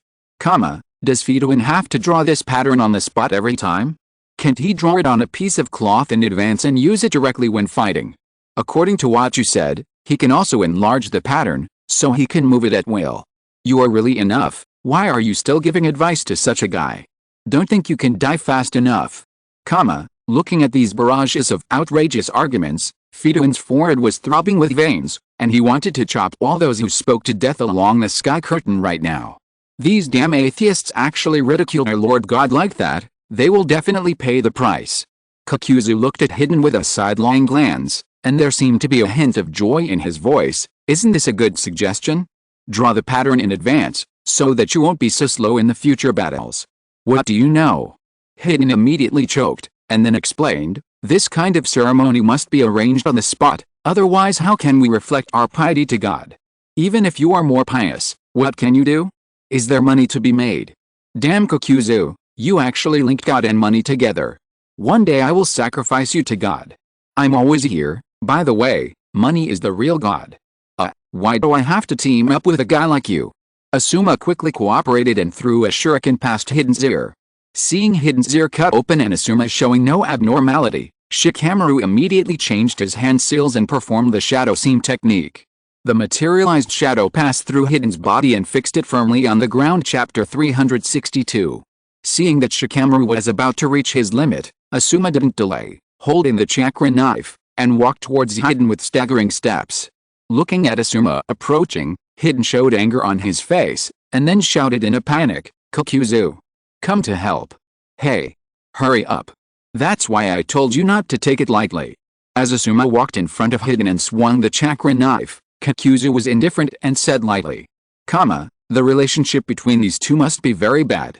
So Shikamaru and the others have a chance to deal with it." Hiden's expression is very panicked. It seems that he is unwilling to accept what is happening next. Is he going to die after his head is chopped off? Exiting in such a ridiculous way. It would be really ridiculous if he really died. He was killed even when he was in a completely dominant position. What kind of world is this? A person has been beheaded, and people here are actually seriously discussing whether he is dead or not. If you can't get used to this, you may not be suitable to walk in the ninja world in the future. Blood splattered, and Hiden's head, still with an angry look, fell to the side. The goal was achieved. Shikamaru panted and untied the shadow seam technique. Seeing Hiden's headless body finally fall, the others breathed a sigh of relief and then turned their attention to Kokuzu. Kokuzu ignored their eager eyes, looked at Hiden's head nonchalantly and said, "If you need help, you should have told me earlier. You reacted too slowly, Kokuzu. Bastard, you did it on purpose." Hiden suddenly opened his mouth and cursed. This was a completely unexpected development, and the Konoha group immediately showed incredible expressions. Kokuzu still turned a blind eye and looked at Hiden and said to himself, "Who said that I didn't need to take action before, and you are in no position to yell now?" My expression now is similar to that of the Konoha group on the sky curtain. Oh my god, he is not dead. What kind of structure is this guy? Hurry up and call Orochimaru over, there are perfect experimental materials here. Orochimaru is doing the art of immortality, which is a little different from immortality. I think he shouldn't mind combining the two. Immortality sounds amazing. If he won't die if his head is cut off, then destroying his heart will probably have the same result. It seems that there is no other way except to tear him into pieces. It's Artsutsukage's turn now. No matter how immortal you are, you can be wiped out with one dust release. Hearing this, Hiden smiled awkwardly and said flatteringly, "It was me who said before that you don't care, but I definitely don't mean to look down on you or despise you. Okay, help me get my body over here, please, Kokuzu." Perhaps unable to bear Hiden's creepy voice, Kokuzu appeared beside him in an instant, grabbed Hiden's hair and lifted his head up. Hiden was not happy again. "Hey, Kokuzu, it's the body. I asked you to get your body over here. It's easier this way," Kokuzu said lightly, and the two even discussed which part of Hiden's body was more painful. This. From what Fedouin said, it seems that as long as the head is reattached, he can recover. In his eyes, beheading is just a minor injury, right? This can actually be seen before. The body was pierced by the swords of the two people from Konoha, plus the damage he caused by stabbing himself. If he didn't have a strong recovery ability, even if he was immortal, he couldn't play like this. Anyway, I didn't see any holes all over this guy. At the cost of one person being seriously injured and one person's chakra being exhausted, in the end it was all in vain. It turns out that the enemy is too beyond belief. Is that common sense?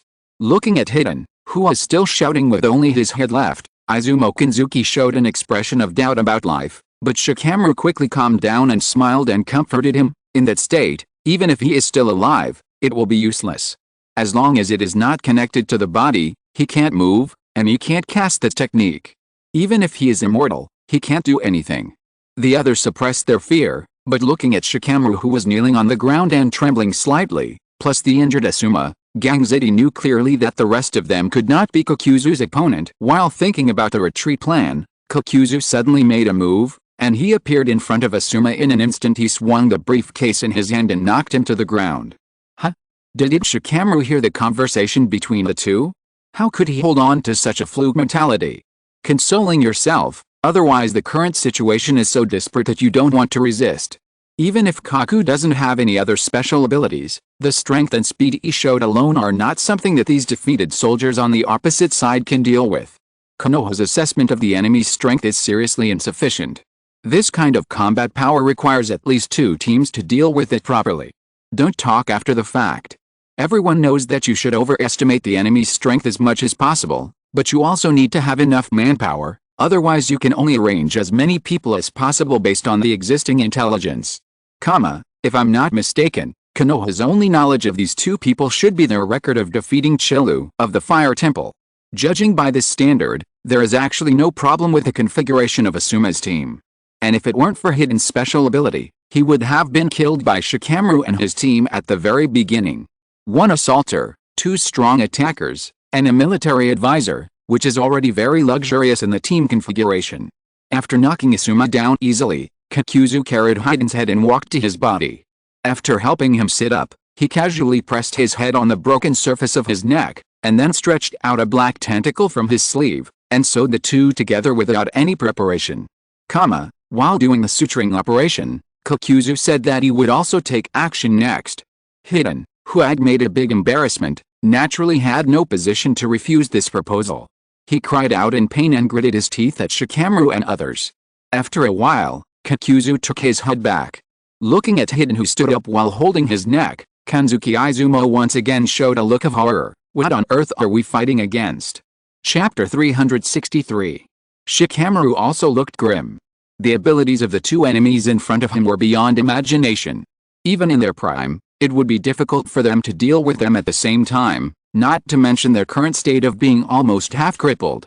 I thought it would heal automatically if I put the head back. It's already exaggerated now.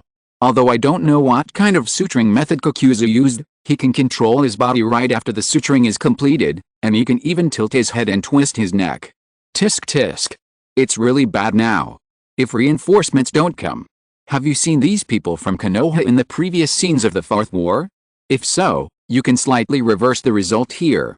Yes, they appeared in the battle between the Resurrected Cage and the Ninja Coalition, although there was only 1 scene. It seems that the son of your 3rd Hokage is in danger. Anoki gave his own judgment. This is not a mockery, but a sigh that can't help. Tsunade looked gloomy, and said seriously while looking at the sky, for the safety of the village, someone needs to make sacrifices, no matter who he is. I think this is the same for all villages. Oh, that's natural, but I don't want to discuss these big principles now, I just want to discuss about this Akatsuki organization. Anoki replied after a chuckle. Taking a full view of the performance of the immortal duo on the sky, Terumi looked serious. It is indeed a very difficult enemy to deal with. Even if we have understood the conditions for launching Hiden's ninjutsu, there are only a handful of people in each village who can defeat him, not to mention Kakuzu and other members who have never really fought. Don't forget. The legendary Samsara also appears in this organization. Even if we evaluate the opponent's strength with 1/10 of the legendary power, this organization already has the strength to match any of our 5 major ninja villages. Luo Sha continued. So we have to strike first. To be honest, I think this proposal is unrealistic. It is not easier to unite the ninjas of the villages that are originally full of contradictions than to take action against the Akatsuki organization, said the Raikage in his unique hoarse voice. At the same time, he had something else to say. According to the Raikage's investigation, the other 4 ninja villages are somehow involved with the Akatsuki organization. In this case, he would be the first to disagree with the proposal of unity. He might be sold out directly. We all know this, but we can't leave this organization alone, so I suggest that we share intelligence first. The enemy's base, the size of the enemy's organization, the enemy's capabilities, and all kinds of intelligence can be exchanged. Anoki responded. Tsunade immediately cursed the old fox when she heard it. At present, among the 5 major ninja villages, the ninja village that has the most information about Akatsuki is undoubtedly Konoha, which has planted an undercover agent in Akatsuki. As a result, the old guy wanted to share it directly as soon as he opened his mouth. But it was an opportunity to join forces anyway, so Tsunade would not refuse this suggestion. She responded first, I agree. I will have someone sort out the intelligence and send it to you. I hope we can have better cooperation in the future. The intelligence does need to be given, but how much will depend on the result of Tsunade's discussion with other senior executives. Putting aside the ceremony, your fight and nonsense are too long. The bounty target is left to you, and I will take care of the others. In order to end the battle as soon as possible, Kakuzu made arrangements. Noticing that Kakuzu was ready to attack, Izumo Kamatsuki and Tetsukoji responded at the same time.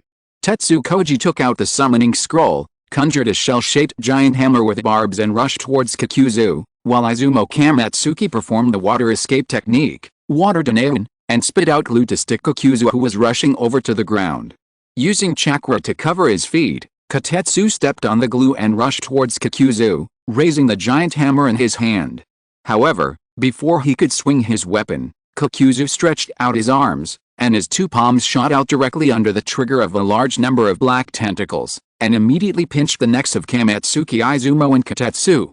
It's too forced. In the absence of a main attacker, the strength of these two strong attackers is not enough. The coordinated attack of these two people is actually okay, but the opponent's ability is too rare. What the hell are those black tentacles? Those two hands look like they are stitched together. This Kakuzu can't replace the parts of his body in this way. Taking advantage of the fact that the battle here attracted some attention, Asuma suddenly stood up and swung the chakra knife in his hand towards Hidden. Hidden reacted instantly and retreated to avoid the attack. At the same time, he pulled the rope and controlled the March scythe to attack from behind Asuma. This time, Asuma, who had already adapted to Hidden's attack routine, ducked down at the first opportunity to avoid this. The attack at a tricky angle even caused the March scythe to hit Hidden himself. I won't be hit by the same move twice. Asuma just smiled with relief, but suddenly felt something. Seeing his expression change, Hidden couldn't help but burst into laughter. It turned out that he was already standing on the previous pattern. Hidden's reaction is so fast. He dodged several sneak attacks in an instant, and then launched a counterattack. Counting Asuma's current injuries, he was hit by his own fire escape, his thigh was pierced, and his head was hit. It seems serious, but in fact, apart from affecting his ability to move, it is not a serious injury in itself. He will definitely recover after further treatment, but facing such a strong opponent, a slight decline in condition will turn into a decline in the future. Hiss. Such a big sickle pierced into the stomach, it is definitely a fatal injury. It's hard to defend against.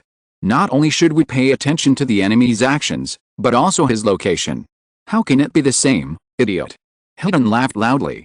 Looking at Asuma, who was vomiting blood with his head down, Shikamaru's face changed drastically. He resisted the discomfort of his body and got up from the ground, staggering towards Asuma. Finally, I can finally taste that kind of pain, the pain of killing you. Fidouin pulled out another black spike and pointed it at his chest. Shikamaru, who had no time to stop it, could only watch the scene with bloodshot eyes and shouted desperately, "Stop it!" However, Fidouin would not hesitate at all because of Shikamaru's shouting. He held the spike and pierced his heart without reservation. Asuma's pupils were slightly dilated and he spat out a large mouthful of blood. Fatal blow. If Asuma had the vitality to continue to move after being pierced through the chest, he might have a chance to hold on until treatment. Chapter 364. I've never heard of the Sarutobi clan having strong vitality. They are good at fire escape, and it is easy for them to have people who possess all chakra properties. Throughout the battle, Shikamaru performed well in analyzing Hidden, but was mediocre in other aspects. As a result, Hidden's weakness was made up by his companions. This is the importance of strength. It is the most critical factor affecting victory or defeat. The others are just embellishments. It really turned out like this. Shikamaru lowered his head in despair, covering his forehead. No matter how many mental assumptions were made, no one could remain indifferent to such things. I think it's okay. Asuma was quite relieved. For those of them who grew up in the war era, their acceptance of death must be higher than that of ninjas born in peacetime, so he, the sacrificed party, had to turn around and comfort these depressed students. Okay, stop making those expressions. I'm still standing in front of you. If you don't want to lose me, your teacher, you should train hard and improve your strength. Konoha, Hong in a red dress is watering the flowers on the balcony. Looking at the petals scattered on the balcony by the water droplets, Hong seems to sense something and looks out the window. Asuma, after completing the ritual, Hidden was so happy that he rolled his eyes. Shikamaru showed a look of despair, tears overflowed from the corners of his eyes, and he looked at Asuma, who fell to the ground and screamed in despair. Asuma. The unacceptable development even made Shikamaru panic and fall to the ground without keeping a steady pace. Hidden retracted his weapon, and after the black skin on his body quickly faded, he said to Kakuzu, "I've done it." Kakuzu said that he would be done soon, and seeing that the two still didn't take them seriously, Shikamaru propped himself up and launched an attack while cursing. Seeing this, Kakuzu immediately threw out Kaimatsuki Izumo, causing the two to collide with each other. Oh, there's a beauty. I want all her information within 5 minutes. Not 5 minutes, Yuhi Kirnei, Konoha's Jonin, is good at illusions. She just became a guiding Jonin this year and is in charge of the group of Inuzuka Kiba, Aburame Shino and Hyuga Hinata. There are quite a few undercovers hiding in Konoha. It's okay, they are just some popular information. Then, why did she appear on the sky? I don't understand this kind of camera language. This woman is obviously related to Suma. It must be a lover or wife. This kind of premonition of death often happens between close people, but there has been no reasonable explanation so far. After seeing Asuma being pierced through the heart, Kirinai's face was filled with worry, but after seeing that she seemed to have become a lover with him, she felt a little shy, so that her face turned red and white. Kiba, Shino and Hinata looked at each other and wanted to tease and congratulate Hong, but the current occasion didn't seem appropriate. Ino Shikajo recovered quickly.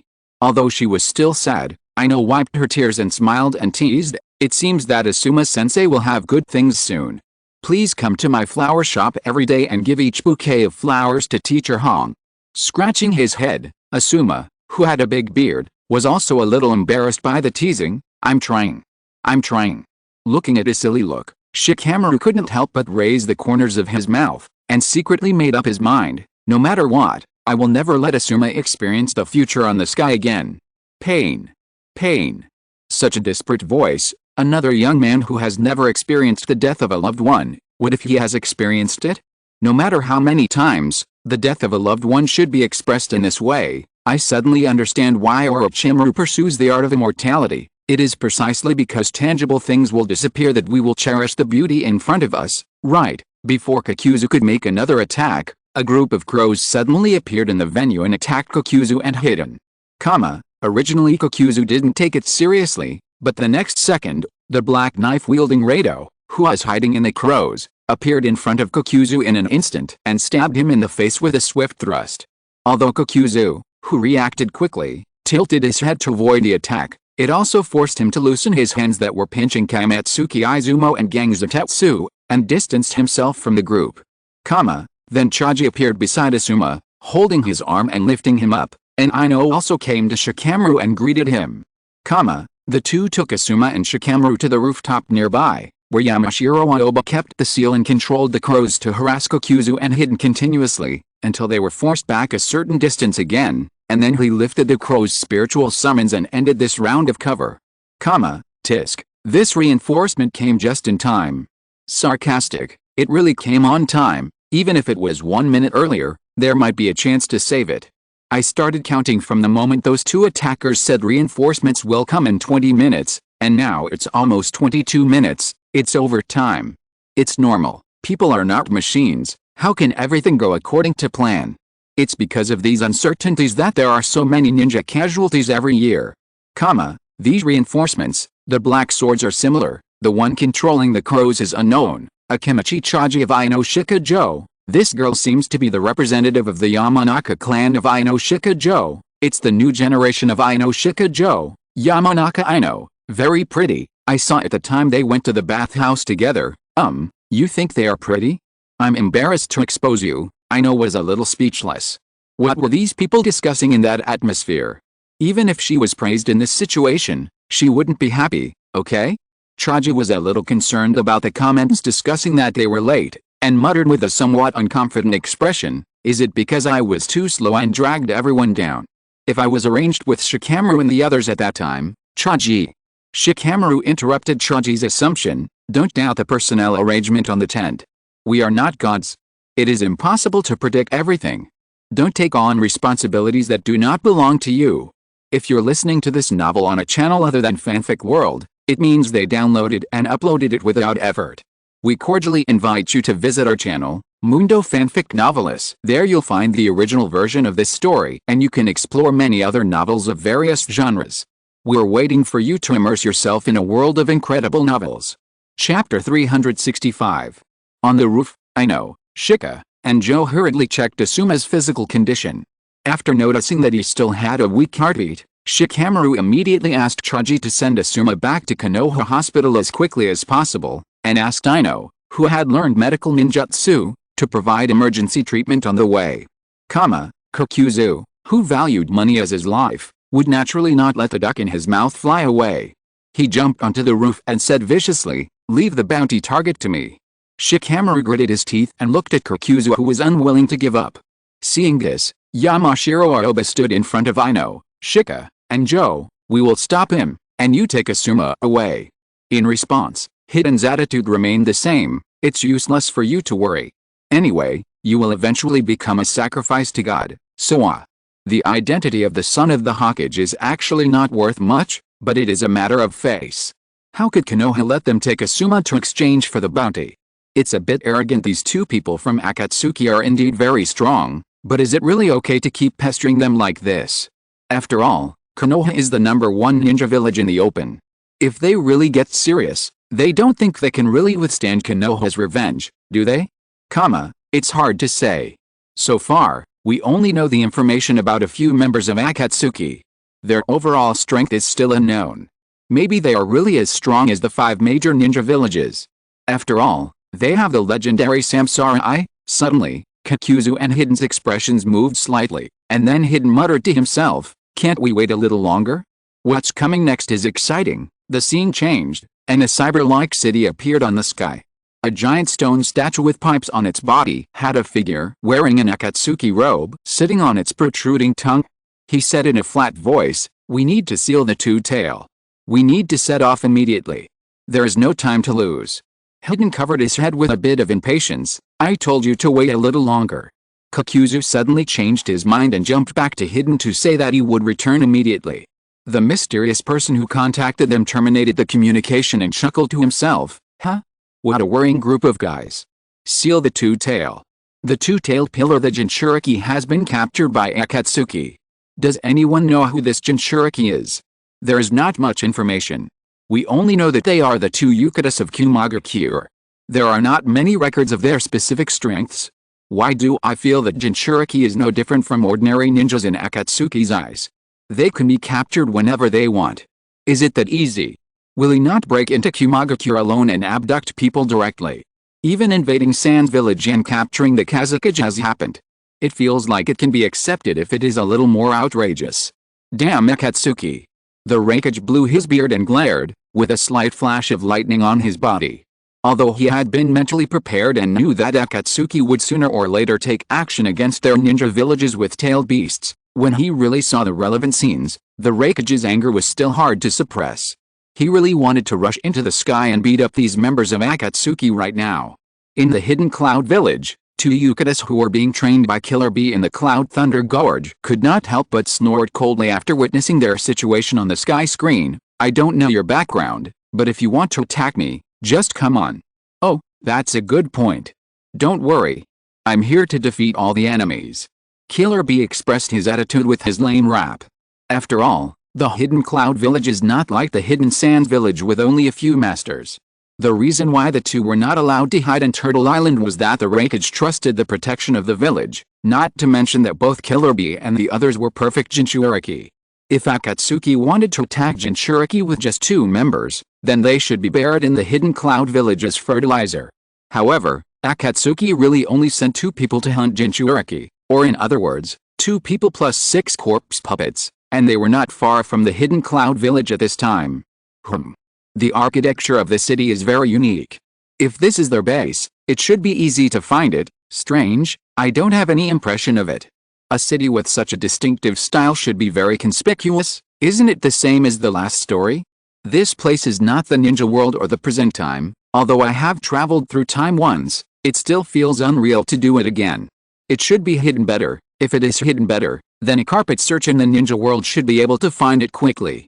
After all, there are not many unknown plots in the ninja world. Pick up Hiden's guard up. Kakuzu asked him to leave, and Hiden carried the march on his shoulder, looking unhappy. "That bastard boss, I'll just curse him next time, really." At this time, Asuma coughed lightly and spit out some blood. Shikamaru came to his senses and asked Choji and Ino to act immediately. Seeing this, Hiden immediately laughed and said, I told you to stay here and wait for us to come back. Anyway, that guy is powerless. After saying this, without waiting for their response, he and Kokuzu turned into smoke and disappeared on the spot. Shikamaru was annoyed by Hiden's trash talk, but he knew that the most urgent thing was to send Asuma back first. Unexpectedly, Asuma said at this time, "No need." Well, isn't the leader of Akatsuki the Ifehi who disguised himself as Uchiha Madara? But from what Hiden said, why does it seem that he is talking about this person who is talking to them? Although only half of his face is shown, this person is the one with the samsara eye, right? What's going on? It seems that the situation of Akatsuki is not simple either. Did they split up later or re-elected a leader? Let's not discuss questions that have no answers. At least from Fidouin's attitude, we can see that this person with the samsara eye should be very powerful. Indeed, he is very unhappy, but he only dares to complain. According to Fidouin's personality, if there is no strength to convince him, he will definitely not have this attitude. Tisk. Sooner or later, I will sacrifice that damn boss to God. Fidouin said with a stinky face. Kokuzu looked at him and didn't reply. This kid who can't recognize the reality will wake up after a few more beatings. There is no need to worry about it. I'm no longer able to do it. I still know this. You should also know. Chapter 366. I'm so annoying. Shut up. Shikamaru cursed. Aino naturally couldn't give up easily. She used medical ninjutsu to treat Asuma and soon determined that he had 4 fatal injuries. Everyone gathered around. Aino kept the treatment action and her eyes were shaking violently. Tears flowed from the corners of her eyes uncontrollably. The sadness was hard to suppress. Shikamaru, who had been paying attention to her, naturally reacted at the first time. He was startled at first, then suppressed all his emotions and closed his eyes in silence. Right. This is the normal development. If the heart is pierced, it means death. If it can be saved, I will doubt whether the knowledge I have learned over the years is false. What if Tsunade is there? Can Asuma be saved? Common sense tells me that it is impossible, but Tsunade's medical ninjutsu level is the best in the ninja world. She is recognized by most people as a medical master. It seems that it is not impossible for her to do something that goes against common sense. It's the same as saying nothing. Now I can finally understand what the Sandaime said at that time. I've done something. Asuma said after taking a deep breath, I'm always a little slower than others. Finally, cough. I know, Choji, Shikamaru.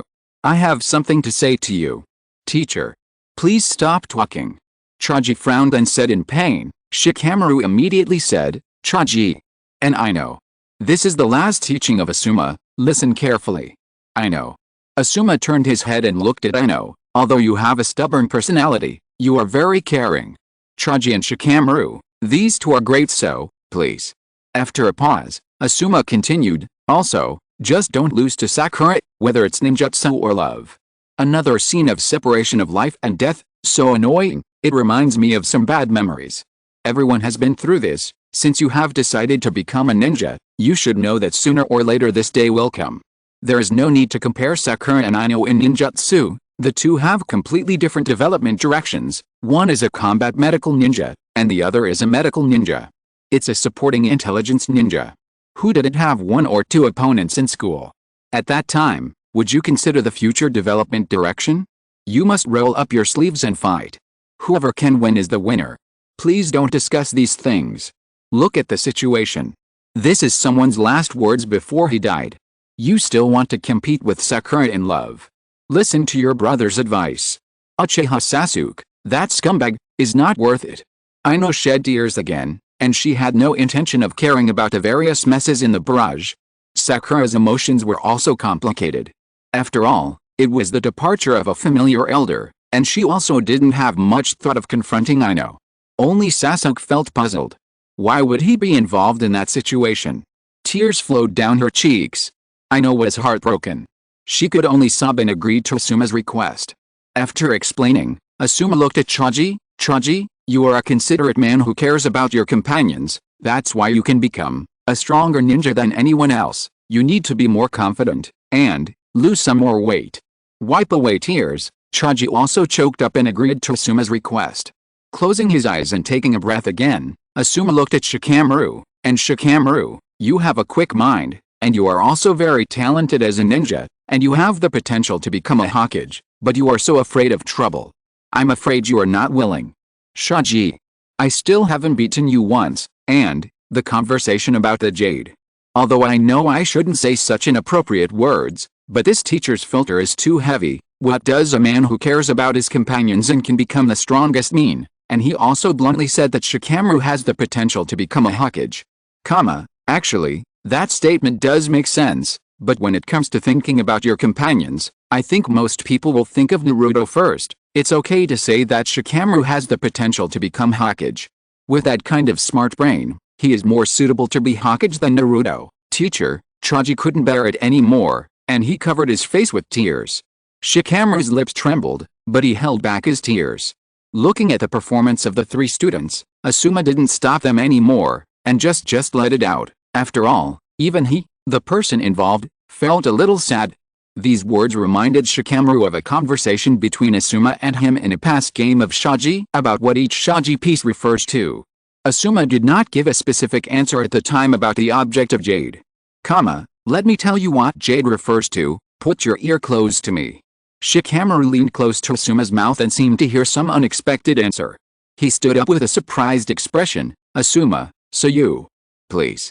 Shikamaru. Asuma closed his eyes and said intermittently, okay. That's all. I don't have to quit smoking anymore. Just put it in my pocket. Let me smoke one last cigarette. Shikamaru is Kima, Asuma himself as the Silver General. What else can jade be if not the Hokage?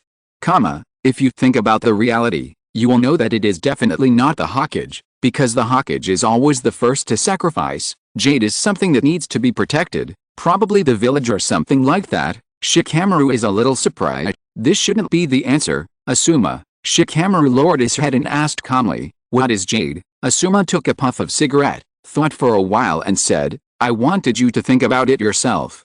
But since you asked, I will tell you. The jade I am talking about refers to the children who can inherit our ninja way and the will of fire. Children, Shikamaru muttered, and then said something that shocked Asuma so much that he even dropped his cigarette. No wonder you on the sky curtain whispered to me. It turns out that it was because Teacher Hong was pregnant at that time. What? Chapter 367. According to Asuma's instructions, Shikamaru lit his last cigarette. Choji and Ino couldn't stop crying, recalling their past experiences with Asuma. When they first met during the class division, they were choked by the smoke from this bearded man and cried. He emptied his wallet at the first dinner, so he had to kneel down and ask the boss lady for credit. When buying flowers at the flower shop, Ino saw through his relationship with Kurne. He taught Shikamaru Shaji, but lost to him. He praised Shikamaru for being the only one who became a Chunin in the Chunin exam. After the three of them became Chunins, he handed over their earrings, which had been passed down from generation to generation, to them as a witness. This kind of sacrifice will be remembered for a lifetime. Even though my mind reminds me that the sacrifice was made by Konoha's ninjas and has nothing to do with me, I still feel a little emotional. Because this kind of thing is the easiest to empathize with. After all, most people should have experienced it. Before taking the last puff, the cigarette fell from Asuma's mouth. His eyelids drooped slightly and his pupils lost focus. Teacher. Ino and Choji burst into tears, and the others were also immersed in the sad atmosphere. The heavy rain poured down at the right time, and he knelt beside Asuma and said softly, he was a ninja until the end.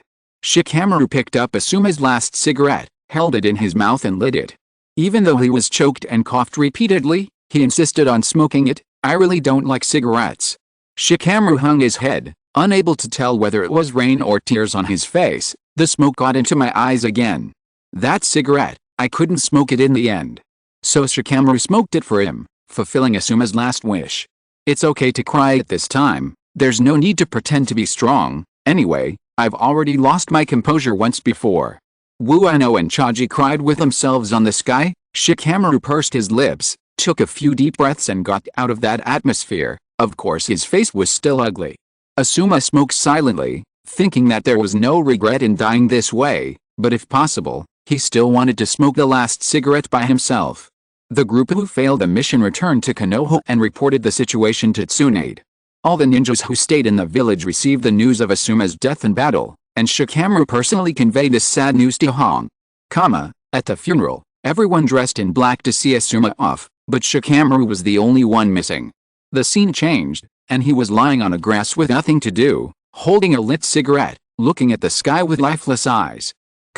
After returning home, he had a quarrel with his father while playing shogi, and then, under the mediation and comfort of his father, he vented all his emotions and cheered up. Scenes flashed by one after another. With the rising and setting of the sun, Shikamaru collected information and practiced the use of ninja tools. When everything was ready, one evening, Shika and Joe came to Asuma's grave to pay homage. Then, late that night, the three armed men gathered at the entrance of the village. Say goodbye to Asuma, cheer up, and prepare a plan. Although no specific time was given, it should be a few days. So we are ready to face Hiden and Kokuzu for the second time. In such a short time, it is impossible to improve the combat effectiveness much. Next, it depends on how much Shikamaru's wisdom can be used. Even if there is a plan, it can only be formulated for Hiden alone. Kokuzu is still an unknown number to them. Can the three of them succeed? I don't want to think about it anymore. I don't want to think about it. Anyway, I'm not cut out for it. Let's see how Shikamaru performs. Are you ready? Let's go, Shikamaru. Facing the trusting eyes of Choji and Ino, Shikamaru's face was not afraid at all, with a cigarette in his mouth and a determined look into the distance. As a result, just as the three of them walked out of the village gate, they were suddenly stopped by their backs. Stop. Where are you going? Tsunade was standing behind the three of them, looking at them with a serious expression. Ino and Choji felt guilty as if they were caught, but Shikamaru said calmly, continue to complete the mission.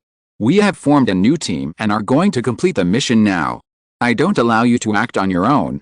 Tsunade shouted, and then stepped forward, saying in a stern tone that she would arrange a new team for Shikamaru and the others, but they had to wait until the battle plan was completed before they could continue the mission. Have you all been led astray by Naruto? All of you are not good at it. Did you act without permission after being ordered? Normally it's fine, but this is to avenge the teacher, so it's understandable. Well, suddenly I thought of Sasuke. When it comes to revenge, how can we avoid Sasuke? Before Sasuke regarded Konoha as an enemy, Konoha didn't think about doing anything to him, even though he was already a traitor. Maybe in Konoha, doing something extraordinary for revenge is some kind of acceptable unspoken rule. Tsunade, the Hokage, has a really hard time. She has to guard the gate in person in the middle of the night and deal with the subordinates who acted without permission. She has such a good temper. As long as reinforcements are sent to us later, we have already discussed and determined the battle plan. Shikamaru wanted to persuade Tsunade, but Tsunade's voice was directly filled with anger. Stop it. Asuma is dead. There are only three of you now. Asuma is with us. Are you going to avenge him? This is not like you, planning to die in vain. Tsunade frowned. Shikamaru exhaled a puff of smoke and responded, we are not stupid. How could we die in vain? But, just keep escaping and live with a knot in your heart. After a pause, Shikamaru looked at Tsunade with unprecedented seriousness. I don't like such a troublesome way of living. Is Shikamaru too confident? Any one of the opponents is stronger than the three of them, not to mention that there is one with unknown intelligence. Where does he get the courage to take two companions to revenge? Strange, according to Shikamaru's previous character, he is not the kind of person who disregards the lives of his companions. Doesn't he think that this impulsive behavior is likely to put his two companions in danger? Chapter 368. Don't forget, it's not just Shikamaru. Choji and Ino are also Asuma's students. I think they must be eager to avenge Asuma in their hearts. When each of them puts their own safety aside, it is not impossible to become like this. No matter how you think about it, Shikamaru and his team have no chance of winning. What plan did he come up with to make up for the gap in strength between the enemy and us, making him make such a reckless decision? Can't you wait for 2 days? Even if Konoha arranges another Jonin to follow, Konoha's manpower will not be so stretched to this extent. Grow up. Ninjas are all about death. Sometimes they will encounter unacceptable death, but if they can't overcome these, there will be no future. Tsunade, thinking of Rope Tree and Kato Dan, Shikamaru said earnestly, took a puff of cigarette, and said calmly, smoking this cigarette left by Asuma teacher, there will be a feeling. Asuma teacher is by my side protecting us. It will always be with me until the end of this battle. Tsunade didn't want to listen anymore and was about to force the three people back to the village. At this time, Kakashi's voice sounded behind her, if there are 4 people, it will be fine, right? I will attack together as the captain of the 10th team. How about this? If you want to make them change their minds, you should let Naruto go at this time. He is the most experienced in this regard. If you let Naruto come, are you sure he won't clamor to go with you? Indeed, this is his most positive. Shikamaru has already started to speak in stream of consciousness. Please, Asuma couldn't defeat Hiden and the others when he was alive. Now the cigarettes he left for you can make you succeed. How can anyone take it literally?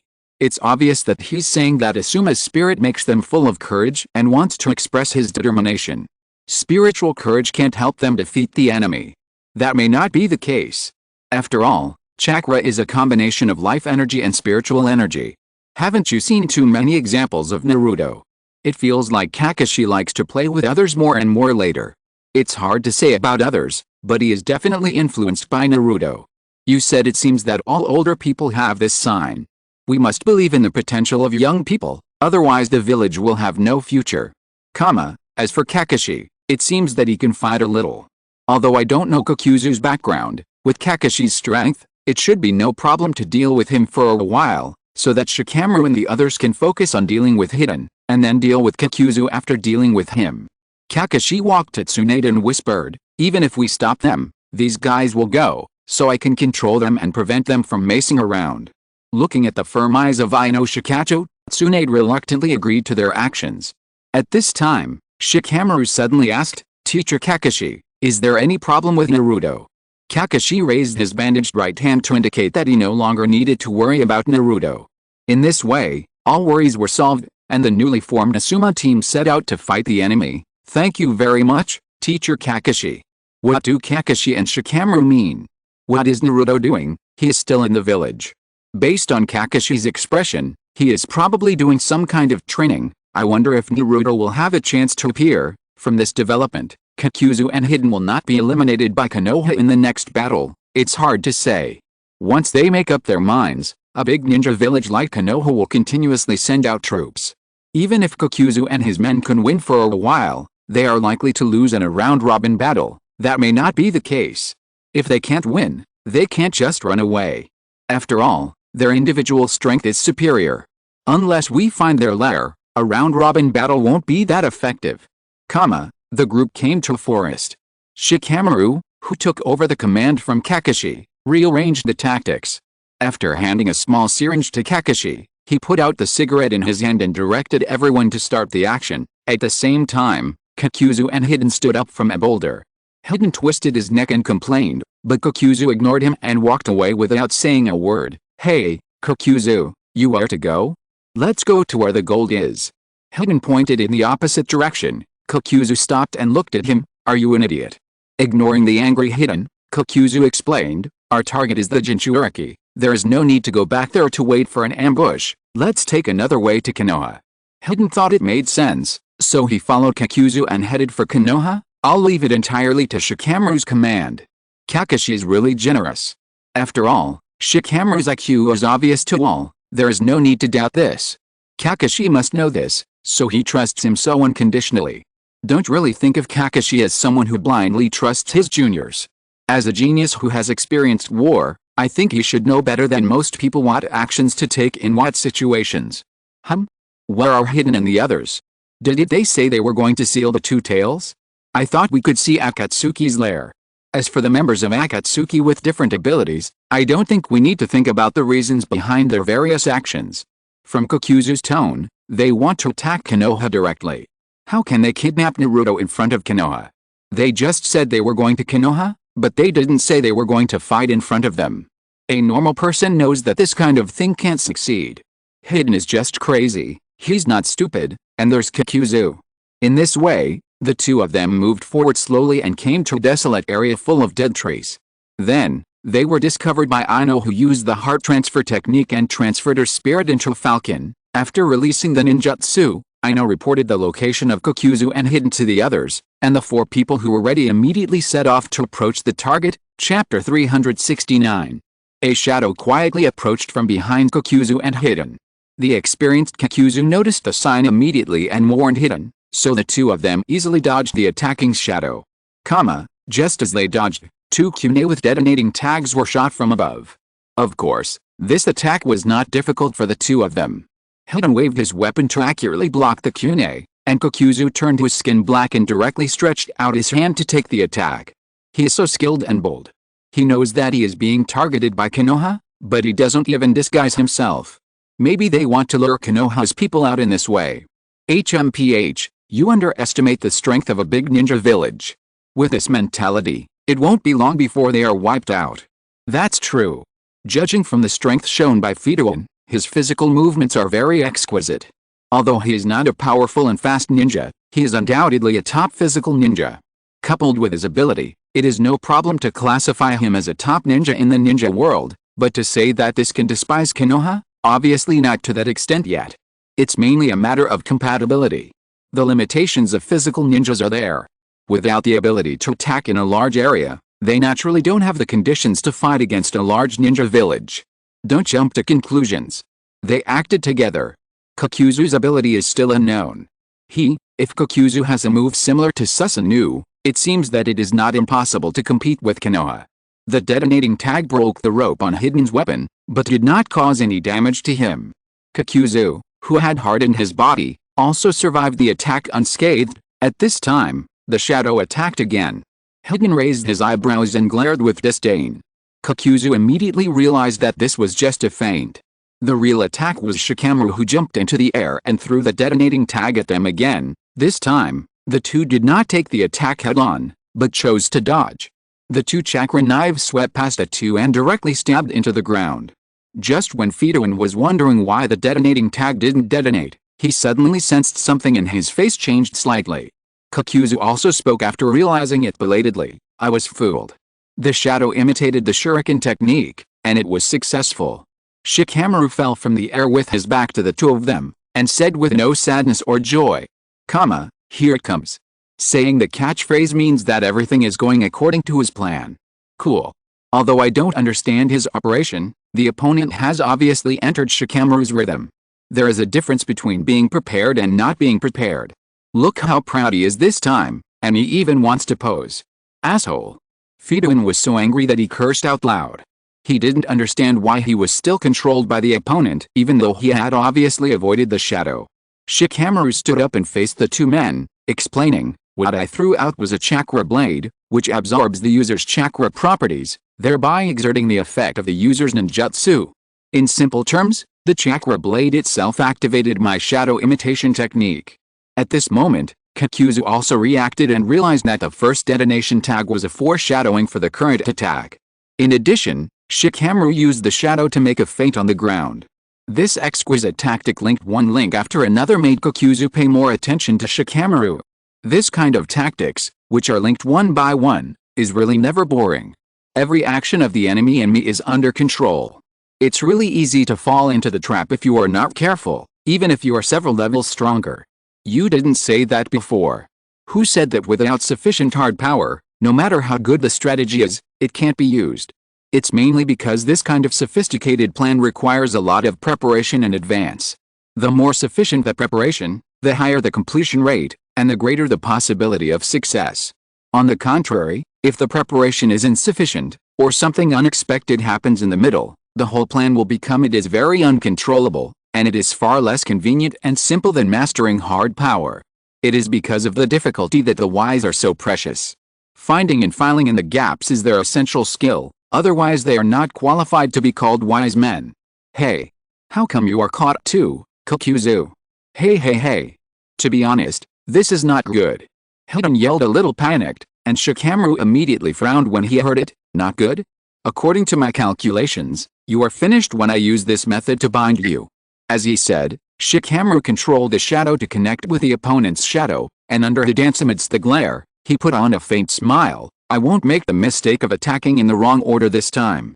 Controlling Hiden to hold the March sickle beside him, Shikamaru simply retorted after listening to his vicious threat, and then controlled Hiden to slash the March sickle in his hand towards Kokuzu.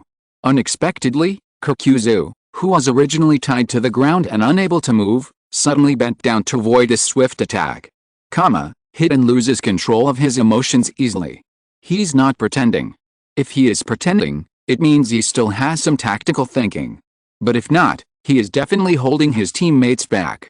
Such obvious emotions can be easily interpreted by any normal person. Kakuzu has always been very stable.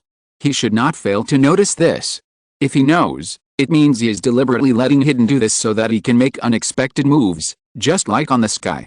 The other people hiding behind the dead trees nearby, including Shikamaru, changed their faces slightly and stared at a hand that broke out of the ground and connected to a group of black tentacles that were beating like a heart. It was this hand that pulled the chakra knife that bound Kakuzu out of the ground. Shikamaru immediately thought that this was Kakuzu's arrangement using the smoke and dust from the explosion just now, and secretly lamented how difficult Akatsuki was. Although you said it's over, my ability is still unknown to you, so you kept a certain distance and thought about the next tactic. Kakuzu controlled the black tentacles and retracted his palm. You are different from my companions, you are very smart. However, even if you can constantly analyze in battle, you can't make everything go as you planned. These tentacles are probably the embodiment of Kakuzu's ability, but I don't know what their specific functions are. Chapter 370. From the current performance, these tentacles can be used as sutures, can control the arms for short and medium distance operations, and can also allow some limbs to separate from the torso and act independently. With these performances, many tactical arrangements can be made. I always feel that Kakuzu refuted Shikamaru's words a little too early. By constantly forcing the opponent to show new abilities, as long as Shikamaru can keep analyzing and revising his plans, sooner or later he will have a chance to arrange Kakuzu clearly. It depends on the performance of both sides. It depends on whether Kakuzu can deal with the opponent before all his abilities are exposed, or whether Shikamaru has the ability to force the opponent to show all his true abilities. Hidden was indignant at being despised by Kakuzu, and he immediately shouted loudly. Seeing that the two were about to quarrel again, Shikamaru, who had no time to listen to their idle chatter, immediately controlled Hidden to attack Kakuzu again. Kakuzu retreated repeatedly to avoid Hidden slash until his back hit a dead tree. Choji, who was hiding in the tree, seized the opportunity given by Shikamaru, curled up and rolled, his hair grew longer and harder, and smashed down heavily on Kakuzu. Meet Bullet Chariot. Kakuzu, who had no time to dodge, put his 10 fingers together, formed the C character seal, and took a solid blow from Choji. This scene was seen clearly by Kakashi, who was hiding in another direction. Kakashi is still on standby, and Choji can coordinate the attack at once. It seems that the current situation is still within Shikamaru's expectations for the time being. Isn't that nonsense? If the plan is broken from the beginning, Shikamaru and his friends will come to take revenge. The battle has just begun. Shikamaru and his friends have the upper hand at the moment, so there is no question of failure in the plan. The rolling giant needle-shaped ball fell heavily and shattered a large area of land. Choji, who had completed the attack, broke away from the rising dust at the fastest speed and came to Shikamaru's side. He looked at Kakuzu, who was unscathed in the dust, in doubt. Shikamaru was not surprised. From Kakuzu's previous performance, it was not surprising to analyze that he had a ninjutsu that hardened his body. Keeping his hardened black skin, Kakuzu said in a flat voice, "Your analysis is correct. Yes, any physical attack is useless to me." Seeing this, Hidden became arrogant again and shouted for Kakuzu to launch a counterattack. The next moment, a hand holding lightning passed through Kakuzu's chest, causing Kakuzu, who had always maintained a calm expression, to show a look of pain. Kakuzu used Earth-style hardening technique, right? He was able to block an attack as powerful as Choji's. No, it's not hardening technique, it's B-level Earth Spear technique, otherwise there's no way to explain that level of defense. After Kakuzu said any physical attack is useless against him, I knew there would be a reversal. Lightning style restrains Earth style. No matter how hard your B-level Earth Spear is, it can still block Kakashi's signature ninjutsu Reikiri. Sure enough, Kakashi really likes to stab people in the heart. Faced with Kakuzu's disbelief, Kakashi explained that he judged from the seals he made that Kakuzu's ninjutsu was Earth Escape. And it just so happened that Kakashi's Lightning Escape was the best counter to Earth Escape. After dealing with Kakuzu, Kakashi turned his attention to Hidden. At this time, Shikamaru's shadow imitation technique was close to the limit of maintenance, and he just finished him off before Hidden was freed from the restraints without delay. Kakashi called out and launched a swift attack with Reikiri again. As a result, as soon as he moved, a foot hit him in the abdomen and kicked him away. It was actually Kakuzu who had been confirmed dead. I know, Shika, and Joe once again widened their eyes, but Hidden showed no surprise at all and said lightly, "Okay, let's make a quick end." Hey, it's still not surprising at all. After so much preparation, how could they easily defeat Kakuzu? The next step should be to reveal Kakuzu's ability. He's still alive even after his heart is gone. Is he another immortal? If you get the chance in the future, just chop off the enemy's head. These days, even attacking the heart is not sure if it will be fatal. That's what I meant. Kakuzu took off his Akatsuki robe, revealing 4 masks sewn on his back. The mask at the heart position was damaged. Then, as Kakuzu's back muscles wiggled, the 4 masks tore through the sutures and rushed out of Kakuzu's body with a large number of pitch-black tentacles. Frightened by the opponent's successive shocking changes, Choji asked Shikamaru in a panic, hoping to get the answer to his question from him. Who knows, but if the opponent is those guys, I am not surprised. Shikamaru naturally couldn't answer Choji's question, but he also calmed him down in disguise. Well, let's not talk about what these monsters are, but this situation is obvious. Kakashi's attack just now broke the mask of one of the monsters. With 4 monsters stuffed in his body, Kakuzu probably has no other organs in his body. There's not even a heart. No wonder he's not afraid of heart-piercing attacks. Shikamaru is much calmer this time, unlike last time when he was always tense and wasted a lot of chakra. Mentality is really important. Last time, it was the teacher who took their lives. This time it was Shikamaru who took the lives of his companions. From this point of view, this guy is a natural leader. Does he need to have a burden on his shoulders to exert his strength? It turns out that he is the material for being a Hokage. Asuma is right. Facing Asuma's expectant eyes, Shikamaru stared with dead fish eyes and shook his head without saying a word. The thought of being a Hokage made him feel troublesome, so it was better not to get involved and create obstacles for Naruto's dream. At this time, Shikamaru's shadow imitation technique had also reached its limit. Fidouin twisted his neck and looked at him sinisterly. Finally I can move. With a loss of control over Fidouin and the 4 black monsters created out of thin air by Kakuzu, the number of enemies that Shikamaru and his team had to face reached 6. Kakashi got up with a lot of questions in his mind, and looked at the black monsters wearing different masks surrounding Kakuzu. The ominous chakra emanating from them made Ino, who could only sense it from a distance, feel a little chilly. Hidden, who regained his freedom, regained his nature again, and shouted all kinds of harsh words at Shikamaru and the others. As a result, as soon as he finished speaking, the monster with a broken mask let out a howl and collapsed to the ground, and soon dissolved into a ball of black liquid. Chapter 371. Instead, the opponent has the advantage in numbers. It seems that 3 or 4 teams may not be able to take down these 2 people. Hey. This is a bit exaggerated. The opponent's number has increased, but who knows how much combat power these monsters have. You can't just use Hidden and Kakuzu to compete with them. The fallen monsters were obviously killed by Kakashi, but I don't understand the connection between them and Kakuzu. Why does it feel like Kakuzu is just a container for these monsters? I have a vague idea.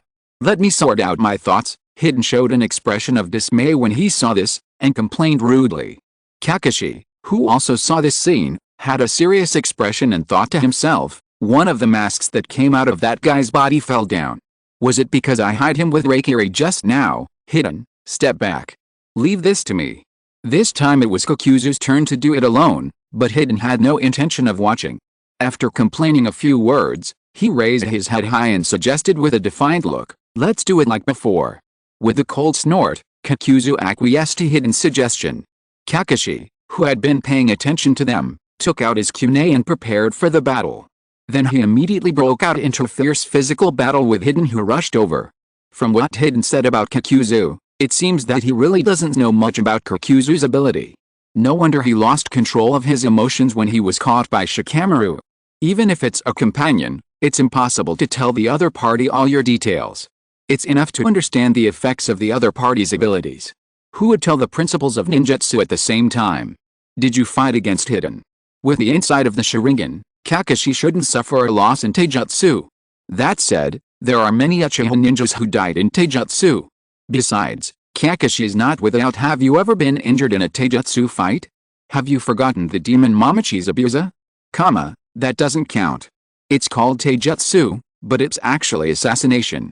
It's mainly a matter of degree. Fighting with Hidden, As long as you get a little injured, it's over. It's definitely more difficult than fighting with an ordinary taijutsu master. Hidden, holding a heavy weapon, launched a large-scale attack and completely abandoned defensive actions. He actually forced Kakashi to retreat step by step for a while. Fortunately, with the insight of the Sharingan, Kakashi responded to Hidden's attack in an orderly manner. If he persisted like this, he might find an opportunity to counterattack. However, the opponent was not only Hidden. A black monster wearing a mask suddenly jumped out from behind Hidden and opened its mouth to spray an air cannon at the two. Wind style, suppress. The attack that ignored both enemies and friends caught Kakashi off guard. This ultra-large-scale high-pressure air cannon instantly submerged the two of them, and even flattened a large area of dead trees in front of them. The attack and defense of the two. Suddenly I realized the role of immortality. There is no need to consider the problem of defense at all. The damage caused by light weapons such as kunai can be almost ignored by Hidden. It is reasonable to adopt this fighting method. Wow! Kakuzu also intervened. Great! Using the characteristics of immortality, there is no need to consider the problem of teammates being in the attack range. Normally, there is no need to consider it, but Kakuzu's ninjutsu is a bit amazing. Hidden's your body doesn't have much defense, aren't you afraid of being beaten to pieces? Before, you only showed Hidden's tolerance to cutting damage. Maybe his body is very tolerant to this kind of large-scale attack. He has done this, and it seems that this is not the first time. He must know how far he can go. What's there to discuss? The strong wind pressure pushed Shikamaru and Choji back again and again. I know, who was hiding in the opposite direction, was almost unable to open her eyes due to the strong wind. How could it be? Even my own companions. I understand. He is using that guy's immortality. It's a very simple tactical cooperation, but it is especially suitable for the immortal Hidden. The aftermath of the attack dissipated, and Kakuzu looked at Shikamaru and Choji with his dark green eyes. Without saying much, he directly controlled another black monster beside him to spit out a huge lightning bolt towards the two. Lightning release, pseudo-darkness. Shikamaru quickly took out the scroll that sealed a defensive ninjutsu, but before he could activate it, Kakashi, who looked a little embarrassed, appeared in front of the two of them in an instant. With his two-handed lightning cutter, he managed to withstand this incredibly powerful attack. Kakashi is really strong. Even with his hands and feet tied, he was still able to dodge such a large-scale attack. Although he was able to dodge it, it was definitely not easy. Look at how embarrassed Kakashi is. He even lost his Konoha vest. If Kakashi hadn't come with him at this time, could Shikamaru and the others withstand this wave of attacks from the other side? It's very risky. Among defensive ninjutsu, the most effective one is Earth Escape Technique, but Lightning Escape Technique restrains Earth Escape Technique, so apart from anything else, the corner the lightning ninjutsu that they released is enough to make Shikamaru and the others suffer. Why do we have to assume that it is Earth Ninjutsu defense? Why can't it be Wind Ninjutsu defense? There are very few Wind Ninjutsu defensive ninjutsu, and the defensive effect is very general. Usually, offensive Wind Ninjutsu is used to directly offset the opponent's attack. Panting slightly, Kakashi looked at Kakuzu with a serious expression. Not only because the opponent has multiple chakra properties, but also because the power of each of his ninjutsu is beyond ordinary people. At this time, Hidden also returned to Kakuzu's side, looked at Kakashi with a crooked smile and said, "Ha, it's really surprising. You are the first one who is not dead after a joint attack, Hatake Kakashi. Did you see through it with your Sharingan? But, how are you going to deal with it next?" Kakuzu said while making a seal and controlled another black monster beside him to open its mouth. Fire style, head turning. In the shocked eyes of Kakashi and others, the black monster spit out a sea of fire towards them, instantly submerging a large area of the surrounding land like a wave. Hiss. The power of these ninjutsu is so great. Even if he has no other abilities, just these ninjutsu, Kakuzu's strength is definitely not low. If you're listening to this novel on a channel other than Fanfic World, it means they downloaded and uploaded it without effort. We cordially invite you to visit our channel, Mundo Fanfic Novelis. There you'll find the original version of this story and you can explore many other novels of various genres. We're waiting for you to immerse yourself in a world of incredible novels. Chapter 372. It's just some ordinary escape techniques, but they turned out to be forbidden techniques. It depends on how much chakra you output. As long as you have enough chakra, you can burn mountains and boil seas even with a fireball, earth, wind, thunder, and fire, 4 types of chakra. Although the dead monster didn't show any signs of it, it's reasonable to speculate that Kaku must have mastered all chakra properties except yin and yang. This is actually not bad. Although it's rare to see ninjas who master multiple chakra properties, it's not impossible. The key is whether you can make reasonable combinations between different properties. The expanding flames exploded directly, obliterating everything within the attack range. Fortunately, despite being a little embarrassed, Kakashi and Inoshikajo still managed to dodge in time. However, the opponent would not miss this opportunity. Fidon seized this opportunity to approach Kakashi and started a fierce battle with him again. After a few rounds, the two of them pulled away and returned to their own camp. Although from the current situation, the two sides seem to be evenly matched, but Kakashi knows his own business. He has performed Reikiri 4 times in a row with the Sharingan. If it weren't for the fact that his chakra has increased recently, he might have lost his combat effectiveness and been at the mercy of others, so he must fight quickly. I remember Kakashi told Sasuke that his chakra can only support him to use Reikiri 4 times a day at most. Congratulations, it seems that after a few years, the amount of chakra has increased. This is indeed worth complaining about. As a Jonin, he has to fight until his chakra is exhausted in almost every battle. If he continues to maintain that amount of chakra, don't expect Kakashi to do anything in the big scenes in the future. Kakashi looked at Naruto and drooled with envy. Compared with his opponent, Kakashi is the real technical flow. Look at Kakuzu, who consumed so much chakra and performed 3 powerful ninjutsu in a row, but the opponent was not hurt at all. That's what it's like to have too much chakra, you can't envy it. Taking the opportunity of both sides adjusting their status, Chaji raised all kinds of questions that he couldn't figure out since just now. Whether they can defeat the enemy depends on whether they can analyze the opponent's abilities and come up with specific countermeasures. Kakashi spoke first and said, I did destroy his heart. Logically, he should have died, but what fell was just a monster that came out of his body. It should be the thing that died instead of the original body. Shikamaru continued his analysis. It was the same when the guy cracked the shadow imitation shuriken just now. The arm separated from the original body seemed to have something like a heart and could move on its own. I'm afraid that including the original body of the guy and the monster separated from his body, each has its own heart, and those hearts are all part of him, which means that the guy has 5 hearts. Shikamaru, why is this guy like he has read a script? He is too sure. But this can indeed be analyzed from the clues they told. Of course, if you insist on arguing that this is just the natural activity of those black tentacles, then I have nothing to say. 5 hearts, which means that Kaku has 5 lives. To defeat him, you must kill him 5 times. Meaning, this guy's body is really just a container for the heart and black tentacles.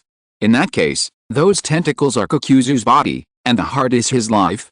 The young people in Konoha are really not simple, especially this one called Shikamaru. Kakuzu suddenly said, everyone's attention is attracted by that Uzumaki Naruto, but this really smart guy has a bounty of only 3 million taels on the black market. Hey! What nonsense are you talking about suddenly, Kakuzu? Fidon looked at Kakuzu with raised eyebrows and glared, that guy's cleverness is obtained by stepping on our name. Are you crazy? Humph. I advise you not to take what happened on the sky too seriously, even if it is your own business, otherwise I am afraid you can't accept what may happen later. Although they seem to be in the upper hand on the sky, Kakuzu has a hunch that the subsequent development should be in the direction they least want to see. As for my opinion of that kid, the more people know about his power, the better. This way, his bounty on the black market will become higher. After analyzing this point, the group immediately understood that the remaining 4 hearts must be destroyed to completely eliminate Kakuzu. Kakuzu was not worried about the information being known by his opponent, and frankly admitted, you guessed right, that's right. These hearts were all snatched from enemy ninjas in previous battles. Now it seems that there are new ones, so I will use your hearts. Kakashi finally understood why Kakuzu had all the nature changes. After understanding this, Kakashi looked at Shikamaru and asked, Shikamaru, how should we fight next? It's best to separate them and defeat them one by one. Shikamaru gave his own countermeasures. First, we need to block their joint attack, and then focus on attacking the guy who can be killed by killing him 4 more times. You can replenish the heart from others, and you can also have the corresponding chakra properties, so, what about the blood limit? I knew someone would ask this question. To be honest, I'm also curious.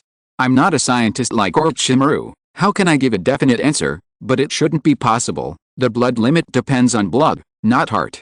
Dirty, right. I remember this part of knowledge. The heart is an organ that provides power for blood flow, and it acts as a pump. So even if you get the heart of a bloodline ninja, it is unlikely to master the corresponding bloodline limit. When you think about it, it is true.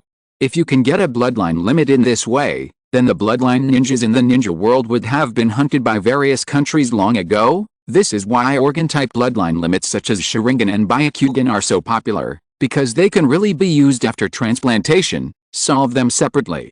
In fact, compared to Kakuzu, who needs to be killed 4 more times to be defeated, Hidden is easier to deal with. As long as you can cut off his head, it will be fine. Chapter 373.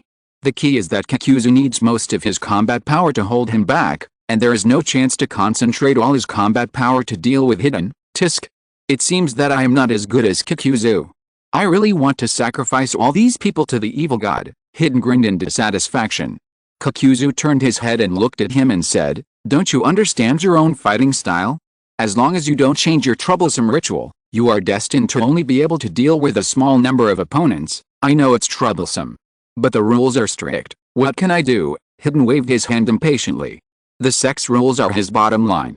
No matter how crazy he is, there is no room for negotiation in this regard. However, this means that someone must hold Hidden back, so Ano volunteered to stand up. "Let me go.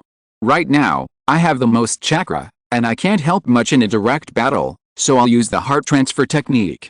Shikamaru immediately interrupted her self-recommendation. "No. The heart transfer technique is supposed to be used after my shadow mimicry technique has sealed the opponent's actions. If something goes wrong, you won't be able to return to your body for several minutes. The risk is too high." After dispelling Ano's idea, Shikamaru continued, "Let me do it. I'll use the shadow mimicry technique to restrain him, and then take him away from here." The little girl of the Yamanaka family has a very low role in this battle. It's normal.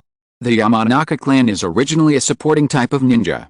They basically develop in the direction of intelligence, perception, communication, etc. Combat-type ninjas are rare. Single if they act alone, the ninjas of the 3 families, Nara, Yamanaka, and Akimichi, all have obvious shortcomings. They can only fully play their respective roles in coordinated operations. Nara is actually better. Although his attack power is not enough, his control is remarkable. Even if he can't beat the enemy, he is a good choice to delay time. It's easy to be at a loss when encountering people with a lot of chakra or strong power. Shikamaru has suffered several losses in this regard, so we need his intelligence to make up for it. Anyway, just do as he said, let him hold back Hidden, and the others will concentrate on defeating Kakuzu, but this requires someone to help lure the enemy and cooperate with Shikamaru in the attack. Although Choji took the initiative to volunteer, Shikamaru obviously couldn't agree to this arrangement. After all, with Choji's level of physical skills, it is impossible for him to not be hurt by Hidden. "Choji, you and Kakashi-sensei should save your chakra to deal with the guy in the mask." Shikamaru turned to look at Hidden and said with a sharp look, "I will be the only one to contain that guy, and I will also complete the plan." Looking at Shikamaru, who made the decision, everyone was silent for a moment, and Kakashi agreed to the arrangement and handed something to Shikamaru. I don't doubt that Shikamaru can hold off Hidden, but do Kakashi and the other 2 have the ability to kill Kakuzu 4 more times? It depends on Kakashi's performance, but I always feel that Kakashi seems to be a little weaker than his opponent in terms of hard power. From the perspective of momentum alone, Kakashi is indeed not as good as Kakuzu. But fighting is unpredictable, and it's not surprising that anything happens before the end. It seems that everyone has experience. We have been watching the sky for so long, and we should know a little bit about the nature of these people. After all, even death is a matter of life and death. It can be reversed, and it seems normal for some outrageous things to happen again. Shikamaru took a few steps forward, without saying much, and directly controlled the shadow to rush towards Hidden and Kakuzu. Although the speed was fast, this direct attack obviously could not have any effect. Hidden dodged the shadow in the first time and sneered, "This trick again. Are my sickle and ability so terrible? Even the attack is so far away, it's really useless." Kakuzu and the 3 black monsters also dodged at the same time, And then Kakashi took the initiative to jump into their encirclement, using himself as bait to attract Kakuzu's attention on the other side. Shikamaru's shadow relentlessly chased Hidden, extending up along a dead tree. Hidden easily moved and dodged on the tree trunk, and at the same time, he noticed the chakra knife shot by the shadow in another direction from the corner of his eye. In a head-on battle, the Nara family's shadow is indeed difficult to catch the enemy. No wonder Kakashi said that bait is needed. Is that why Shikamaru likes sneak attacks so much? Every time, the shadow is already connected to the enemy before the enemy notices it. A head-on battle is actually possible, but it requires planning. Just like the previous battle between Shikamaru and Tayuaya, the shadow's speed is not fast, but its range of action is quite large. The angle of the chakra knife is not bad, it's useless against Hidden. He could dodge or block the attack from such an extreme distance before. There's no reason for him to fall here, so Hidden jumped off the tree trunk to avoid the attack from both sides. However, at the moment when he turned over and stayed in the air, Shikamaru also shot another chakra knife at him. Seeing that the chakra knife was about to hit his shadow, Hidden directly chopped the March sickle into the tree trunk, stepped on the handle of the knife and jumped up to avoid the attack. Too naive, as long as you pay attention to the shadow, this technique is not a big deal, Hidden said with a smug look on his face, but as soon as he finished speaking, Shikamaru actually took the initiative to approach, rushed towards Hidden along the tree trunk, and then punched him hard. I'm not only good at attacking from a distance. His fist was blocked by Hidden's palm, but with the help of this physical contact, Shikamaru connected his shadow with Hidden's shadow, and the two landed at the same time. Shadow imitation technique, success. Shikamaru used the fixed mindset, which is a standard routine. This is where wise men are difficult to deal with. As long as you understand the combat mode of ordinary ninjas, you can make targeted plans and arrangements, but when fighting with smart people like the Nara family, you never know whether what you think you know is deliberately displayed by the other party. You may have a pit waiting for you in front. In this round of attack, the shadow and the chakra knife are baits, and the real attack is Shikamaru himself. He created a bait out of thin air, which is amazing. You bastard. Hidden was hit again, and he was so angry that his whole body trembled. Seeing this, Shikamaru controlled Hidden to throw away the March scythe in his hand, grinning and saying, "Let's go for a pleasant walk together." Chapter 374. Watching the two run towards the distant forest, Kakuzu looked at Kakashi in the encirclement and reminded him in a friendly manner, "No one is following? You underestimated Hidden too much? The young man named Shikamaru could have been worth more bounty, but unfortunately he is dead today. However, your judgment is correct. I am indeed very strong." Kakuzu raised his arm, and a large number of black tentacles emerged from the sutures on his arm. "Compared with me, you have too much combat experience. Seeing your forward protectors reminds me of the first Konoha ninja I fought with. The first Hokage. Well, although I know that Kakuzu is a bounty hunter, is it necessary to use the bounty every time to evaluate a person's value? Although there is some vulgar, but after excluding identity and status, it can also be regarded as a reference standard for strength. Does anyone know how much the bounty on Shikamaru is on the black market recently? It was several million taels before, but now it should be at least tens of millions. Maybe it can catch up with his teacher, damn it. What mission is there? Just go to Konoha and lie in wait. As long as you can catch a bounty target, you don't have to worry about the rest of your life. Eating shit can't catch up with hot ones. Now the people who are targeting them can be ranked from the land of fire to the land of lightning. If you want to make a move, stand out from the competitors first, Alice. It's like this again. Shikamaru covered his head with a headache. This was not him pretending, but he was really annoyed. It's hard to cool down the heat, but it will be heated up again after the curtain falls today. Naruto, you should come out and attract attention. Hey. What did I just hear? Who did Kakuzu say he fought with? What the hell? How come the name of the first Hokage suddenly popped up? When I heard Kakuzu boasting that he was strong, I snorted disdainfully. When I heard that the other party lacked combat experience, I snorted disdainfully. When I heard that he had fought with the first Hokage, I knelt on the spot and exclaimed. Well, if we use the first Hokage as the standard, there is no way to evaluate Kakuzu's strength. Because so far, the only record of the first Hokage's attack was the battle with the third Hokage, but that obviously cannot represent his true level.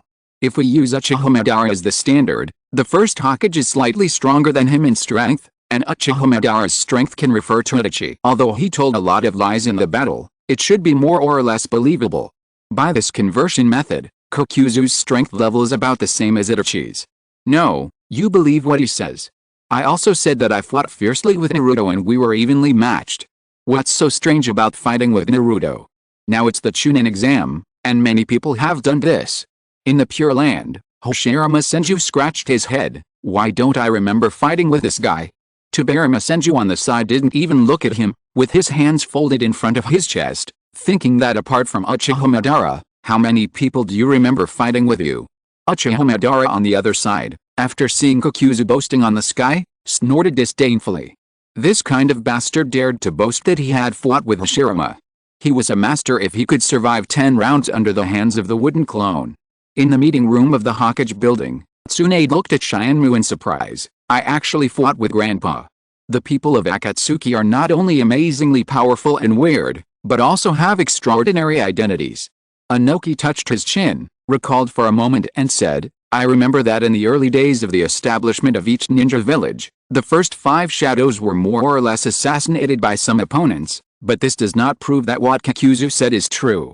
After all, with the strength of Hashirama, Kokuzu is far from being able to fight him. Hidden, holding the back of his head with both hands, looked at Shinmu and raised his eyebrows. Kokuzu, you have fought with the first generation of Hokage. I have never heard you say that. Shut up. Kokuzu suddenly had a hint of anger. Hiden's unreliable attitude made him involuntarily think of the extremely embarrassing assassination. I still remember that when Kokuzu received the task assigned to him by the village, this was probably what he thought in his heart. Is it true? I beat Hashirama? ? So after the assassination failed, Kokuzu went back and killed the village elders who had given him the task, and then defected with a secret technique of earthly resentment. Otherwise, who would he be asked to assassinate next? Such a statement made Kakashi and the other two all look shocked, and Kakashi couldn't help asking, is it really immortal? However, Kokuzu denied his statement. No, there is no such thing as immortality in this world. I just kept snatching other people's hearts and storing them for use before my heart stopped beating. In this way, I have survived. I can store 5 hearts, including my own. Kakashi, the heart you destroyed will be replaced with yours. While speaking, the tentacles of the 2 black monsters intertwined and merged into one. Kakashi recognized that these were 2 monsters that had performed fire style and wind style. It is easy to imagine what Kokuzu was thinking. My first reaction when I heard about the first Hokage was that Kokuzu was some resurrected old antique. It took me a few seconds to realize that, oh, he just lived longer. Why did my thinking circuit extend directly to the direction of resurrection? Many people have this situation. Now when they encounter something they can't understand, their first reaction is to consider the most unlikely situation. It has almost become a habit. Can he stay alive forever by replacing his heart? I'm curious about the structure of his body. It is basically certain that Kokuzu has no other organs in his body. Otherwise, as long as one organ ages and dies, the entire body will not be able to continue to stay active. What about the brain? How can he think without a brain?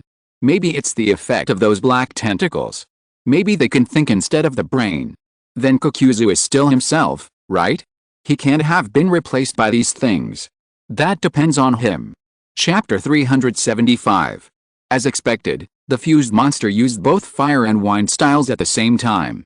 With the help of the wind, the combined ninjutsu with far greater power than the previous fire styles attacked Kakashi. Kakashi retreated immediately and used water styles, water wall to deal with this attack. However, in the face of such a powerful combined ninjutsu, the simple water styles could only barely slow down the enemy's attack. Kakashi had no choice but to jump high to avoid the attack range of this ninjutsu, but Kokuzu took the opportunity to approach him. He was tied up by the black tentacles and fell heavily to the ground. Then Kokuzu rushed forward and aimed the black tentacles at Kakashi's chest. I'll take your heart. He was so easily suppressed in a head-on confrontation. Is the experience gap that big? Kakashi has participated in wars after all. Combat experience is important but not important. In addition to making your response more comprehensive, it mainly depends on personal performance. No, you don't understand what's going on right now. It has nothing to do with combat experience. Kakashi is at a disadvantage because he is fighting 3 people alone. Time goes back to 1 minute ago. Shikamaru took Hidden to the depths of the forest and set up a siege around the 2 of them with ropes, kunai and detonating tags, with limited space for movement. You want me to be unable to escape? Humph. Looking at his arrangement, Fidouin snorted. At this time, the effect of the shadow imitation technique disappeared. Fidouin glanced at Shikamaru with ill intentions. This shadow ninjutsu, maintaining 5 minutes is already the limit, and now there are only 2 of us here. It's just what I want, idiot. With a scolding, Fidouin pulled out a black spike and stepped forward, swinging it heavily at Shikamaru. Although Shikamaru tried to dodge it as quickly as possible, he was still scratched on the cheek, and he couldn't help showing a panic expression after falling to the ground. What do you want to do by setting up such a siege? To restrict hidden space for movement. This is dangerous for Shikamaru himself. Tisk, seeing Shikamaru showing such a panic expression, I know he must be setting a trap for Hidden. It's too obvious. Only someone like Hidden who seems to be stubborn wouldn't doubt it. Otherwise, anyone can notice that something is wrong. You brought people here with confidence and made arrangements just now, but then you made a mistake and let the opponent turn the situation around. Should Hidden reflect on himself? He can't even tell. You make me look like an idiot. I just don't like to think. I'm not a fool. Hidden gritted his teeth viciously, looking at Shikamaru who was pretending on the sky with an unhappy face, and vowed to make him look bad next time they meet. Hidden licked the blood on the tip of the weapon impatiently and entered the curse state directly. Then he pierced his right palm without saying a word, and drew a ritual pattern on the flowing blood. Everything is ready. Holding the spikes high with both hands, Hidden showed a crazy smile. I have been waiting for this moment for a long time. Go to hell. The spike went straight through his chest. Looking at Shikamaru holding his heart with a stunned expression, Hidden couldn't help asking, how is it? This pain is fascinating. Shikamaru did not respond. His body trembled slightly, and he fell to the ground powerlessly in the memory of Asuma. HMPH. Boring, even the evil god will be disappointed. Fidouin turned around and looked in the direction he came from. Okay, Kakuzu should be done too, right? Ha. Shikamaru's acting is not that good. Luckily his opponent is Fidouin, otherwise he would have seen through it long ago. From the moment Fidouin swallowed the blood, to the moment he drew the pattern, to the moment he completed the self-mutilation, Shikamaru just watched stupidly the whole time. It's so obvious but he still doesn't doubt it. He's really a crazy believer. I didn't think so before, but now that I see this ritual is so complicated, how can the opponent possibly will give Hidden this opportunity? That's why everyone discussed before, let Hidden carry this ritual pattern with him. At this time, on the other side of the battlefield, Kakuzu's tentacles had already pierced into Kakashi's chest, and it seemed that he was about to pull his heart out, but he suddenly grabbed his heart and looked painful. Ugh. What's going on? Could it be? Kakashi was relieved and explained, yes, that's it, your companion's ceremony used your blood. Shikamaru knew that guy had the ability to use blood, so he prepared blood capsules in advance. No, you have no chance. When I pierced your chest with Reikiri, I took some of your blood. You underestimated Shikamaru. He would not let the information that Asuma risked his life to go to waste. Beautiful. What a wonderful arrangement. I like to watch this kind of technical battle. This is Shikamaru's plan, to use Hidden to kill Kakuzu. If Kakuzu didn't have 5 lives, maybe he would have succeeded by now. If Kakashi hadn't said it, I would have almost forgotten that he took a small syringe before the battle. Although there was a little change, this kind of basic arrangement of the enemy is really amazing. It's so timely, it's almost a bit outrageous. If it was a few seconds later, Kakashi's heart would have been gone. There's a problem. Even at such a long distance, Kakuzu still had one of his hearts destroyed. Is there really no distance limit for Hidden's curse? The distance is a little far, but there must be a limit, right? Otherwise, no one can get hurt in the future. Just take a little blood from the enemy and send it to Hidden, and you can kill people directly regardless of the distance.